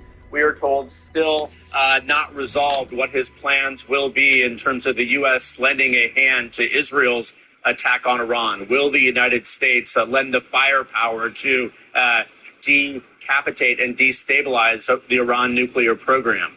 That's very much an open question. Of course, President Trump began the day saying, I may do it, I may not do it. No one knows what I'm thinking. But he also, in the Oval Office on Wednesday, offered a window into his mindset heading into this major decision. I have ideas as to what to do, but I haven't made a final. I like to make the final decision 1 second before it's due, because things change. I mean, especially with war. Things change with war. It can go from one extreme to the other. Going from one extreme to another, that certainly is an understatement. But the weight of this decision clearly weighing on this president, who has long campaigned against American engagement, particularly in the Middle East. His whole America First agenda, of course, was about not intervening in other countries' affairs. Of course, the president says keeping Iran from developing a nuclear bomb is very much in America's interest. But going forward here, I'm told some key questions are, can the U.S. authorize a strike? Can the president authorize a strike without entangling the U.S. government into a long, drawn-out war?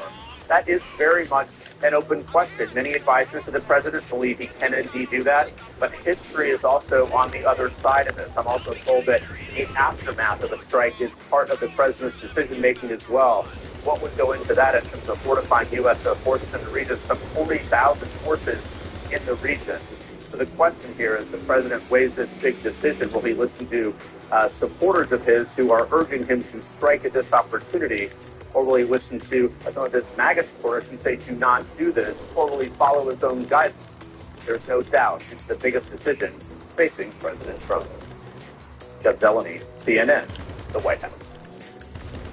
Well, this conflict and the possibility of U.S. involvement, as Jeff was just noting, is sharply dividing President Trump's Republican base. And if you need more proof, we'll look no further than this heated back and forth between conservative talk show host Tucker Carlson, who is against U.S. joining strikes on Iran, and GOP Senator Ted Cruz, who is all for it.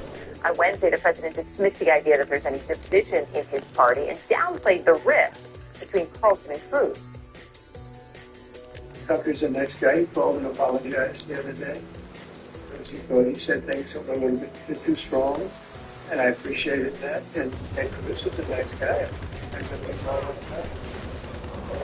Despite the president's soothing words, arguments about the conflict are taking place across conservative media as Republican hawks clash with MAGA isolationists. CNN senior correspondent Donio Sullivan has that.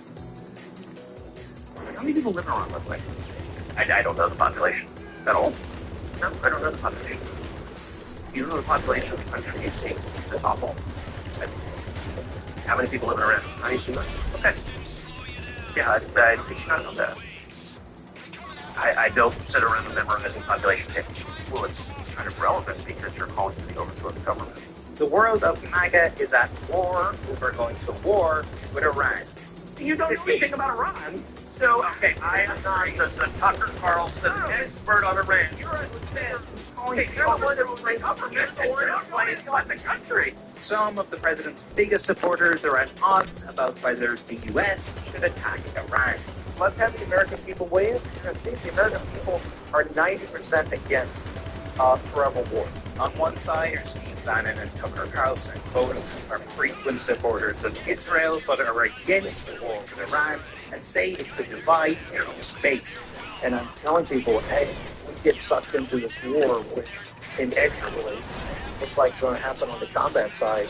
It's going to not just blow up the coalition, it's also going to thwart what we're doing with the most important thing, which is the deportation of the illegal alien migrants that are here. Other loyalists, like Charlie Kirk, are not ready to sound the alarm. It's superficially dividing some people into their corners, but I think if President Trump navigates this with prudence, I don't think this is a permanent fracture. I think all of this can be remedied and healed, especially if we don't have U.S. troops on the ground and we don't get into a prolonged conflict. The prospect of war has put much of the MAGA podcast world against Carlson's former employer, Fox News. It does feel like Fox News is playing, and I never criticized Fox because they were so kind to me, but they are playing a central role in the propaganda operation here. They go on with their bumper stickers, forever wars, forever wars. Well, guess what? The Israelis are going to put an end to this forever war, and so will Donald Trump. On Fox News, a slew of guests hoping to get the attention of one very important viewer. Oh, we have to do it, man. I know President Trump probably watching. It takes a lot of bravery. If this is not a reason to defend ourselves, then give me one. An Islamo-Nazi regime with a nuclear warhead, intercontinental missiles, and a threat to assassinate the President of the United States. Gee, and we have morons, fools, running around the country. This isn't MAGA. This isn't MAGA. This isn't what I voted for. Donald Trump is a forever war president. How so? He's going to do what every president before him since Carter didn't have the guts to do. He's going to put an end to this damn thing. And CNN's Caitlin Collins asked the president on Wednesday about this rift in the world of MAGA.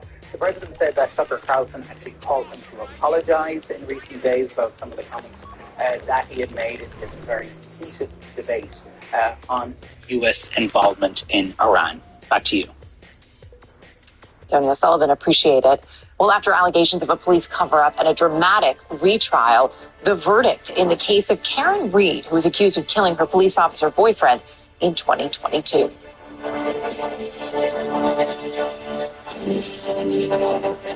Brooke Grable here, mom to four boys who make a lot of dirty clothes. I dread lifting those heavy detergent containers and the big mess they make. Well, check out my latest life hack, Happy Hour laundry sheets. They're lightweight, compact, and mess-free. Just pull one out and drop it in. No more pouring or measuring. All you need is one sheet for the entire load, the same as this whole cup of detergent. The secret is a powerful cleaning formulation embedded in the fibers. The whole sheet quickly dissolves in water. Watch this. I'll put a sheet in. It works in hot or cold water. See how fast it dissolves? Look at this stain. There's no wasting time with pre-treaters because Happy Hour has a built-in stain remover that breaks up stains fast. The formula has a color protector. Plus, it's hypoallergenic and perfect for sensitive skin. And it's eco-friendly, so plastic containers like this won't end up in landfills. But it's still a powerful stain fighter and works in all types of washing machines. This shirt was stained with cherry juice. I'll place one sheet on top and add water. In just seconds, the stain is gone. Check out what people said outside a grocery store. These are so heavy to lug around. I would love light sheets like these. These box 60 loads and it can fit in my purse.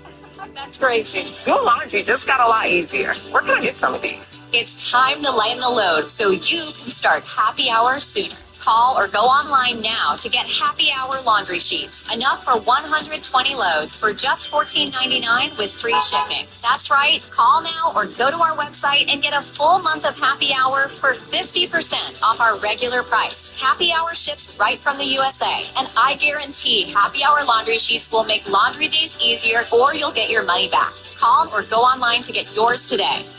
Call 1-800-960-9570 or go online to buyhappyhour.com. So call 1-800-960-9570 or go to buyhappyhour.com. A spotlight's powerful beam is designed to be seen from miles and miles away. And now that power can be put in the palm of your hand. This is the brand new Star Patrol Spotlight. Designed with rechargeable LED and laser technology, this light shines a beam that is insanely bright. It can project up to a half-mile away, visible from up high in the sky. Even from atop the skyscraper, it easily lights up buildings from across the skyline. That's over 30,000 candelas of crazy bright light. Pull the trigger again and it converts to a floodlight, turning this entire field from dark of night to super bright daylight. Spot it or flood it. It's your choice. Wow, look how bright this is. Wow. I've never seen anything like this. Wow, it lights up the whole neighborhood. It's an advancement in technology combining focused laser beams with LED lights for intense directional light. Oh no, the power's out. Flashlights. Light up the whole house with one Star Patrol. Noises at night, a regular spotlight can't show much. But the Star Patrol will find that prowler with bright. Even compared to these new headlights, Star Patrol is up to 4 times as bright. And when you're on a camping trip, it's an essential tool you'll want to have with you every time. Even charge your phone with it.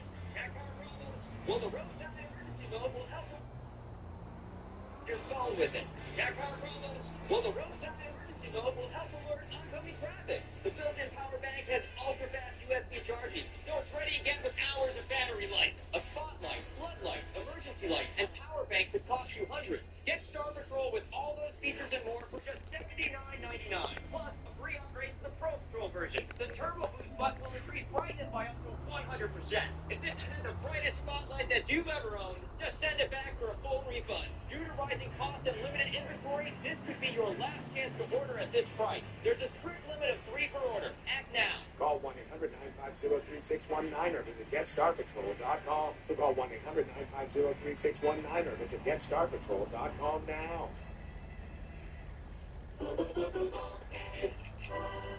Squirrel, the Siberian cat, lives in sunny LA but longs for snow, so Mom created the best snow day ever. We do ridiculous things to give our pets the best life, but one simple thing can help you give the best care. Get Pumpkin Pet Insurance at Pumpkin.care. Precise designs, subtle curves, curated upgrades, elevated design for thoughtful living. Puma. I'm Eleni Jacos in Dubai, and this is CNN. We have some live pictures to show you now. We had just told you a short time ago, about half an hour ago, we were showing you live pictures of Tel Aviv. These also live pictures. You can see just about 8:15 there in the morning, the aftermath of some of these strikes. The building clearly quite damaged there. We saw some cars on the ground as well. Again, these are live pictures, so bear with us as the camera's moving here to the aftermath. Again, of strikes overnight as we are now in the 7th day of this conflict between Israel and Iran. You can see in those buildings there, of course, a number of windows, it looks like, blown out. Entire portions of that building, obviously, as well. We are waiting for further information from the ground in terms of whether there are injuries or casualties. But of course, a short time ago, about half an hour ago, as I mentioned, as we were showing you some of those live pictures of the skies over Tel Aviv, the Iron Dome intercepting some of those new waves of missiles that were coming from Iran, according to the IDF. Of course, Israel had also at that point said to all citizens they need to get into those bomb shelters to stay there until they are told that it is safe to come out. So we'll continue to follow those developments for you on the ground as well. When we look at the conflict and where things stand, tensions with Iran, a key topic during a Senate Armed Forces Committee hearing on Wednesday. Democratic Senator Alyssa Slotkin grilled the U.S. Defense Secretary Pete Hegseth about a potential U.S. strike on Iran and the preparations undertaken by the Pentagon. Have you commissioned any day after planning? So any force protection, any use of ground troops in Iran, any cost assessments? Because I don't think we doubt what we can do as a country in the attack. It's the day after with Iraq and Afghanistan that so many of us have learned to be so deeply concerned about. Have you authorized day after planning? As I've said, we have plans for everything. So they should have made a deal. President Trump's word means something. The world understands that.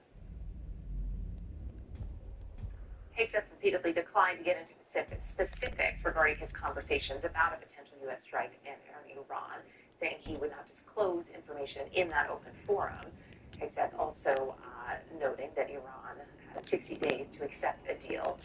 For a closer look at where things may stand in this moment, we're joined now by Alex Fuentes, who's senior economist and fellow with the Atlantic Council and a board member of the Special Operations Association America. It's good to have you here, Alex. So when all of this is being worked out, right, the moment that where we're at, there has been so much talk about the day after, as Senator Slotkin was bringing up there. What are you seeing as this is being played out in real time, frankly, in terms of what the options are for the United States and what those look like the day after? Sure. So the options for the United States in terms of a military strike are fairly limited because there's really only one weapon system that can deliver the final blow to the Fordo facility, which is one of the few that haven't been struck, which is a B-2 bomber delivering a bunker-busting bomb. And the Israelis know that as well. They haven't hit the facility yet, and it tells me that they see whatever option they have, because they clearly have something planned, as either being, much more high risk or less effective than if the U.S. had struck. For the day afterwards, there's a couple of scenarios that folks have talked about. So the, worst case scenario, transnational terrorism, if they have sleeper cells abroad, that type of thing. Most, realistically, probably be attacks against U.S. bases in Iraq and Syria, and potentially in the region. The U.S. military has recognized that. Ships have left ports in the region. Aircraft that are not in bunkers have been moved out of the area. So the U.S. seems to be preparing for the potential day after scenario. But Senator Slotkin, she was talking, and actually, just for transparency, I knew her when she was an acting assistant secretary of defense before she entered politics. She was worried about a potential ground war or something else that would follow. That would be a pretty drastic situation that I don't really foresee unfolding. And when you talk about, the preparations that are currently underway, in terms of, as we've seen, moving some of these aircraft carriers, for example, but the other bases that are in the region, are you seeing further evidence of preparation in those areas for a potential retaliatory strike? Yes, it's a great point. Most of the movements that we've seen to date are actually not for offensive capabilities. They're for defensive to protect forces in the region. So we saw F-22s arrive today in the UK that were moved in. A third carrier battle group is on the way in, but that was previously scheduled to replace a carrier group that's already there. It would provide an additional option, but it's not due to arrive, for a little bit, at least another week or so. So other than that, we've seen, again, the ships leaving ports and aircraft that are moving, and then missile defense systems moving into theater as well. So protect forces from drones or from missiles should they be able to come in. And that's, again, with the fighter aircraft in their port as well. I was struck by a comment that General Wesley Clark, of course, former NATO Supreme Allied Commander for Europe, made on our air just a short time ago in talking about the timing here. And he was noting that Israeli officials have now said they've destroyed, I believe it's 40% of ballistic missile launchers in Iran. General Clark was making the point of, before potentially going in with U.S. strikes, why not take a moment to perhaps focus on some of the capabilities that still exist for Iran that could be used in a retaliatory strike? Are you surprised that there does not seem to have been as much of a focus on those areas, at least to this point? I mean, there's been a pretty significant focus. I mean, well, we're hearing 40%. Iran also has a lot of the missiles hidden in different places. In the opening salvo of the war that came out, the Israelis had 200 aircraft involved. They actually had a covert paramilitary operation on the ground, as well as intelligence collection that we now know about, where they had remote capabilities that were destroying missiles there, missile systems, as well as air defense systems on the ground. So this has clearly been planned for quite some time. And now, as you can see with the missile salvos, well, you were just talking about the ones that just struck. It seems to be one of the most effective. It was still a small number of missiles, relatively speaking, compared to previous iterations. So they're continuing to strike and reduce the ability to strike back. But to your point, will we actually get all of the missile launchers to prevent them from launching more prior to the U.S. initiating some sort of action? The trigger could be, an attempt to move things out of facilities so that way they're dispersed across the country, et cetera. But Fordo, which is, again, the main focus right now, if the U.S. is going to be involved, is a fixed underground hardened facility specifically designed to, withstand a conventional, attack, and really requires that large caliber vision. But at the same point, it's not going anywhere. So, that is a possibility. Yeah, Alex, that's really great to have you with us tonight. Thank you. Thank you. In some other U.S. domestic news, Karen Reed, who's the Massachusetts woman accused of killing her police officer boyfriend in 2022, found not guilty of second-degree murder. She was convicted on a separate drunk driving charge. CNN's Jean Casares, who's been following these developments, reports. In a murder trial that lasted almost 2 months, with a combined witness list of 49 people, the jury has found Karen Reed not guilty of all major charges. The prosecution, in their most serious count, second-degree murder, alleged that Karen Reed intended to put that accelerator down of her Lexus SUV, put that car in reverse, and go 90 feet backwards after letting John O'Keefe out of the car on a snowy winter night in January 2022. That her car clipped him, that he fell backwards, sustaining multiple skull fractures, and he lay dying in the snow on what witnesses said was the snowiest and most serious storm in history in this area. The prosecution, not guilty. On count 2, which was manslaughter, vehicular manslaughter under the influence of alcohol, not guilty. Count 3, leaving the scene of an accident causing death, not guilty. The major lesser included, not guilty. What was she guilty on? Drunk driving, and the penalty will be 1 year of probation. When her supporters heard that news outside of this courthouse, they erupted in joy.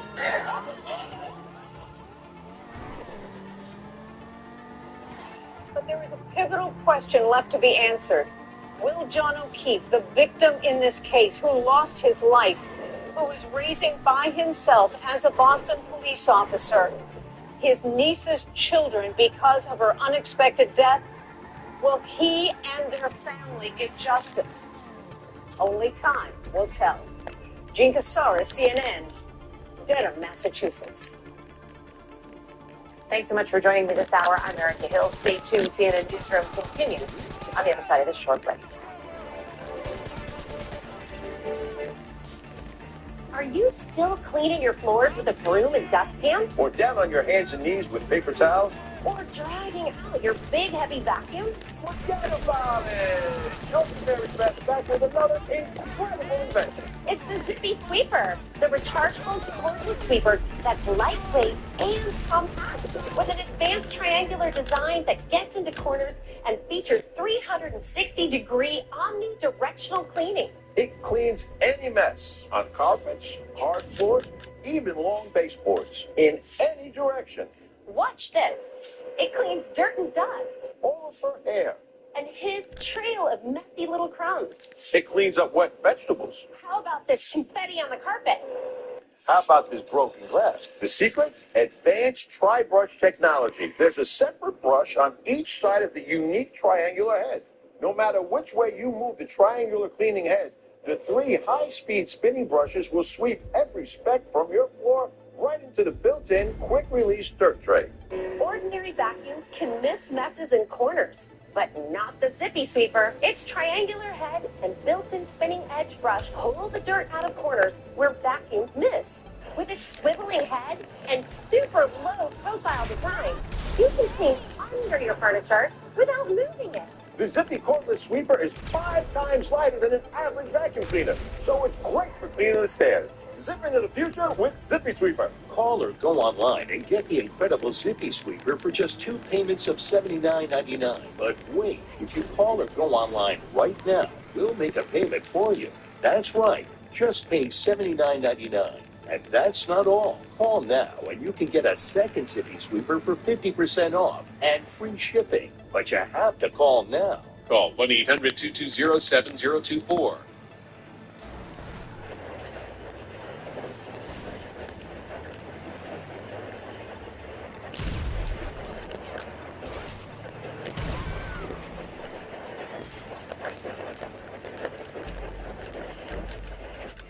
Julia Vargas Jones in Los Angeles, and this is CNN.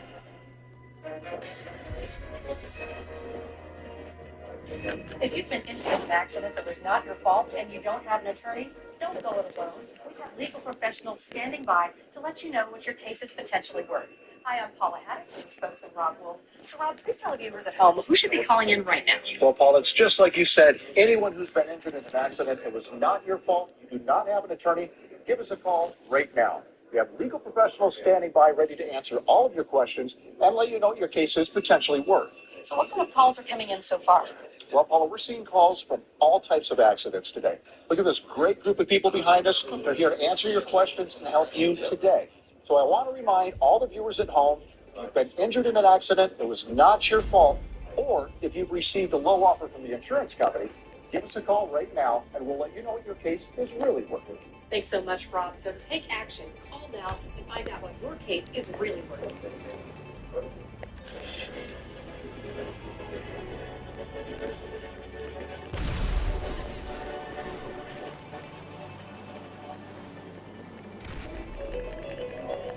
Making my way downtown, walking fast, faces passing homebound.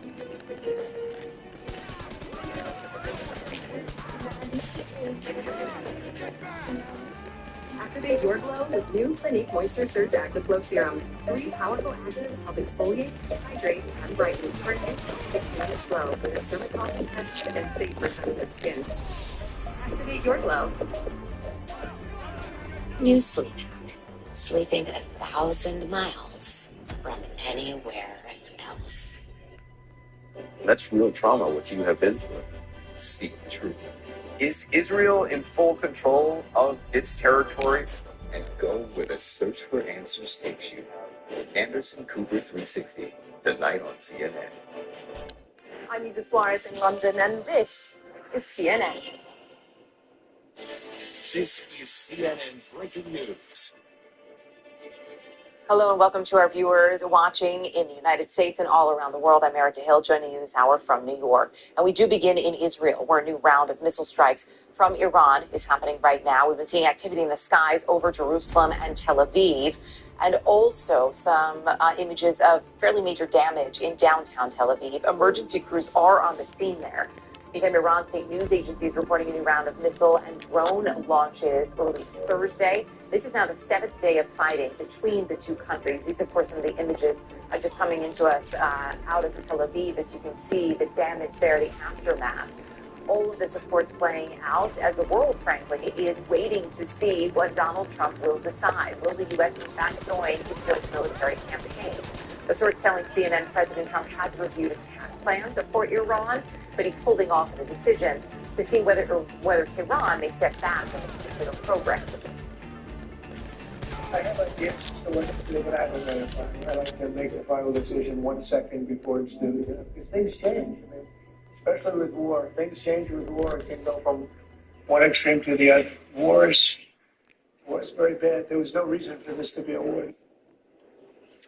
Video from Iran's state news agency shows, as you see here, smoke rising from the National Police headquarters, where several people were injured in an Israeli strike. Iran's supreme leader is warning of irreparable damage should the U.S. military get involved in the conflict.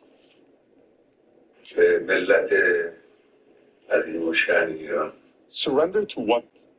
The Iranian nation cannot be surrendered.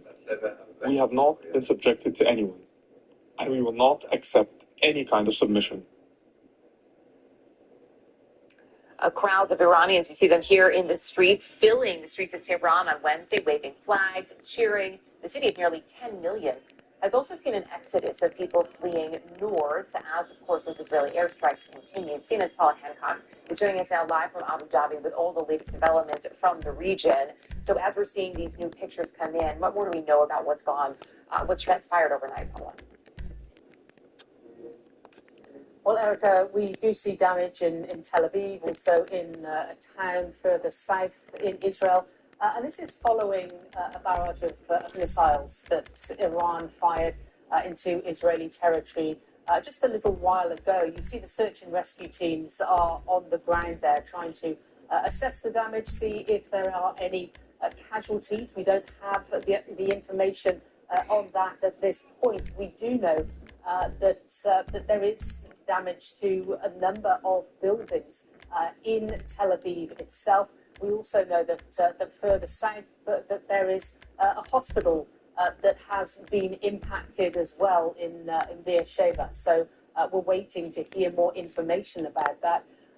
This comes just a day after we actually heard from the Israeli defense minister saying that they were going to ease restrictions on Israeli civilians when it comes to what they have to do when they hear the air raid siren. At this point, they have to go straight to the shelter and they have to wait until there's an all clear. There are very strict rules. And we did hear from the defense minister saying that it was, quote, a message of victory, that they felt they could ease the domestic restrictions because they felt that they had been impacting Iran's ability to fire missiles in great numbers. Now, of course, you can see from these images that Iran does still have that ability to cause damage in Israel. We have been seeing a number of missiles being fired into Israeli territory overnight. And then, of course, as day broke this morning, not the same volume as we saw, for example, at the beginning of the week, where we were seeing hundreds of missiles and drones being fired into the area. But even though there's a lesser number, what we are seeing is that not all of these missiles are being intercepted, that some are still managing to get through. You can see the images in the sky there. Some of those would have been interceptions, some of those potentially the missiles that had not been intercepted.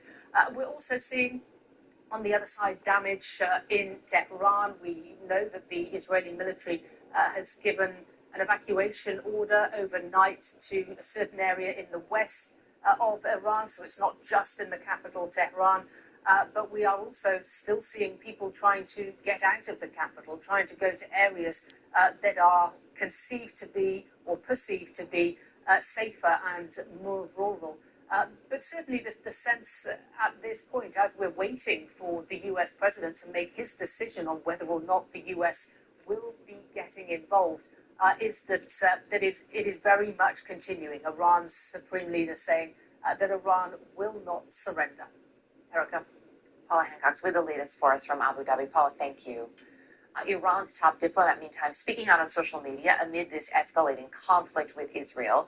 The foreign minister Abbas Araghchi saying that Tehran's actions are purely in self-defense and that, quote, Iran will continue to exercise its right to self-defense with pride and bravery, and goes on to say we will make the aggressor regret and pay for its grave error. Also saying we remain committed to diplomacy. As before, we are serious and forward-looking in that outlook. And also accused Benjamin Netanyahu of manufacturing the war to, in his words, destroy diplomacy. Meantime, Iran's deputy foreign minister tells CNN all right, y'all, I'm going to bed because I'm tired. Decide to join Israel in attacking Iran. Those comments coming during an interview with my colleague Christian Amanpour. You know, this is obviously a very fluid situation. The Israeli airstrikes continue. America is weighing, or Trump is, whether he will get involved. He's now saying that you, the Iranians, have suggested that you come to the White House to negotiate. He says you're totally defensive, defenseless. You have no air defense whatsoever. He says next week will be big. And he says that unconditional surrender means that I've had it. Your reaction? You know, the famous saying that nobody can threaten Iranians. They should not dare to threaten Iran. We will do whatever necessary. Although there are hardships, no doubt about it, but Iranians are known to be very hard at defending their territory, and this is exactly what we are doing. Did you ask to go to the White House? Has your government asked for access? Christian, not at all.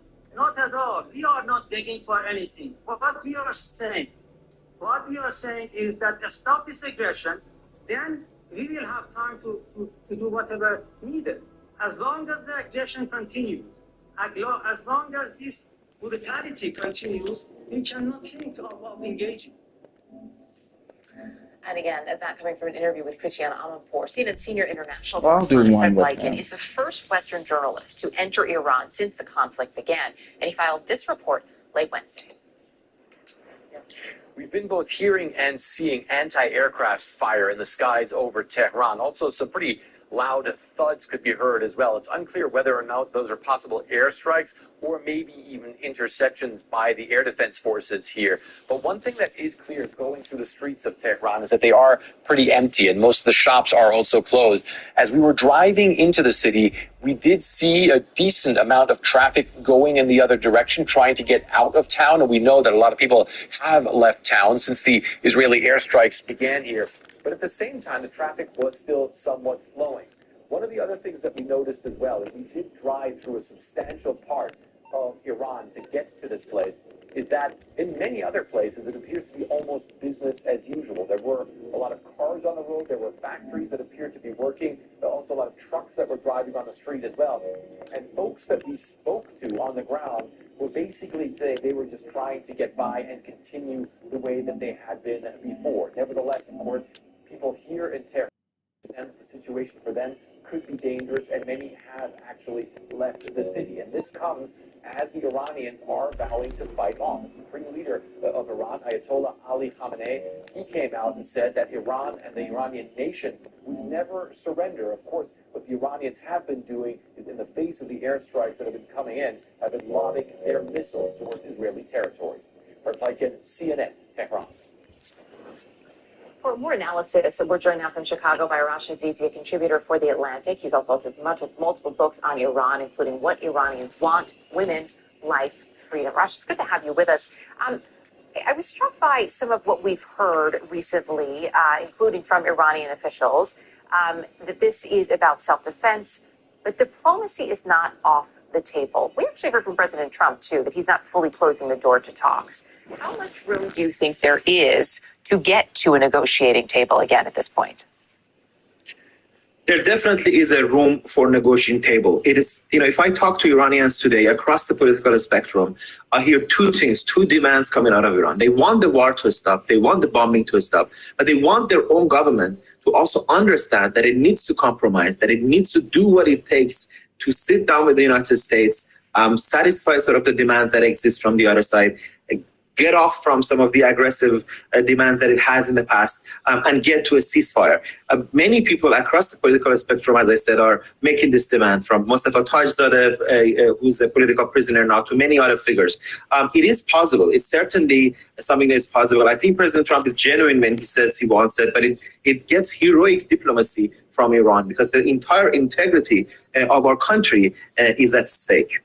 When we look at what else we're hearing, too, I was struck by comments from the Deputy Foreign Minister to Christian talking about these attacks. And we saw some of the images earlier, people in the streets, that the attacks are actually bringing the Iranian people behind the government. They are rallying now behind the government. Would you agree with that assessment? No, I don't agree with it. Look, Iranians are coming behind each other. I gotta be honest with you. I cry several times a day just talking to Iranians, hearing the stories of how beautiful Iranians are coming together, from landlords who forgive the rents of people, or people who give their homes to each other. You go to a bakery, instead of fighting over the bread, people make sure everyone gets it. Iranians are showing solidarity together. But at the same time, many of them do blame this war on their own government. I mean, of course, they condemn Netanyahu's government for the attacks. They want to defend their country. They defend everybody who's defending their country, and yes, they are united. But look, the policies of this administration, the policies of Khamenei, the supreme leader of Iran, you mentioned Dr. Abbasi, deputy prime minister, who spoke to Hamanpur defense. These are the ones that got us here in the first place. Why are we fighting Israel in the first place? Why should Israel be attacking Iran in the first place? Well, how many times have Iranian officials in the last few decades threatened Israel to get us to this terrible situation and that we are for insisting on this nuclear program? Iranian parliament 20 years ago, 2000 parliament, not something like this body from somewhere else. The Iranian parliament wrote a letter to Western parliament and said, let's stop the atomic program. You're going to get our country into deep trouble at the cost of this atomic program that is only a provocation to the world. So I think the demands coming from Iran are against the strikes, but also they're not rallying behind the regime or the government. They're rallying behind each other, if anything, but also putting a demand of their own government to do what is necessary. The history of Iran is filled with times like this, where heroic Iranian diplomats, when it was Russia in the 19th century or other times was the Allies during the Second World War, they gave important compromises, but they kept Iran and the unity of Iran. They stopped the killing of Iranians, and that's really what we need to do. Patriotic elements from the Iranian government come forward and do that. It's interesting too because there is also, as you well know, there is this push and this idea from the Israeli side that in fact this will unite Iranians against the government, that they should be out in the streets protesting. You have, I think, a really poignant piece in The Atlantic that was published earlier this week called "This War is Not Helping Us." So many of the comments from the people you were speaking with within Iran really struck me about the reality of what it's like to live in this moment. I know we're a little tight on time, but just if you could, the overarching sentiment that you got as you were talking to people about what it's like in this moment for them, what stuck with you the most in those conversations? What stuck with me the most was that, no matter how many people I called, I wanted to be balanced. So I talked to a very anti-regime activists. They all agreed that this war was not helping them. The idea that in the middle of attacks, people can come onto the streets and bring down the government is a little preposterous, frankly. People are trying to stay alive more than anything. They don't have time to stage a revolution while they're trying to stay alive and love each other. So, and also they don't share the values of it. Already the kind of indiscriminate attacks on civilian areas has meant that even those who are little pro-Israel in the past already insist at this behavior and how cheap the Israeli government treats Iranian lives. Already, of course, the hundreds of civilians, including children, women, and men of all walks of life have been killed. But what struck me was that, as I said, people really opposed the attacks. They wanted to stop. If there's any activity they can do, they cannot do it while they're under attack. So I think they both opposed their own government and they wanted different policy. They opposed the policies of the government that got us to this war. They also opposed the Israeli aggression against their country, which you've seen in other countries in the region, and now Iranians are also victim of it, unfortunately. Arash Azizi, I appreciate you joining us. Thank you. Stay tuned. Still ahead here on CNN, the latest details about the attacks overnight between Israel and Iran, as well as insight from a military expert, as we are now in the 7th day of this conflict.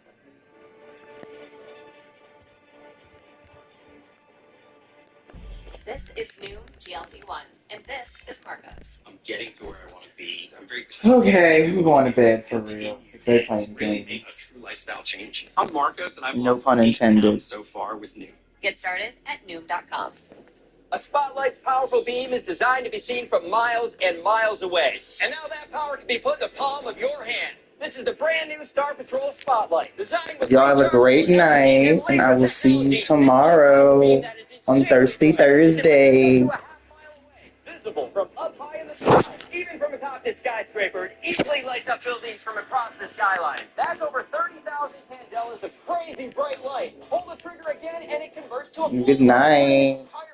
dark of night to Sleep tight. Have fun at school. Oh, no, it's not a school. Have fun tomorrow, whatever you plan on doing. anything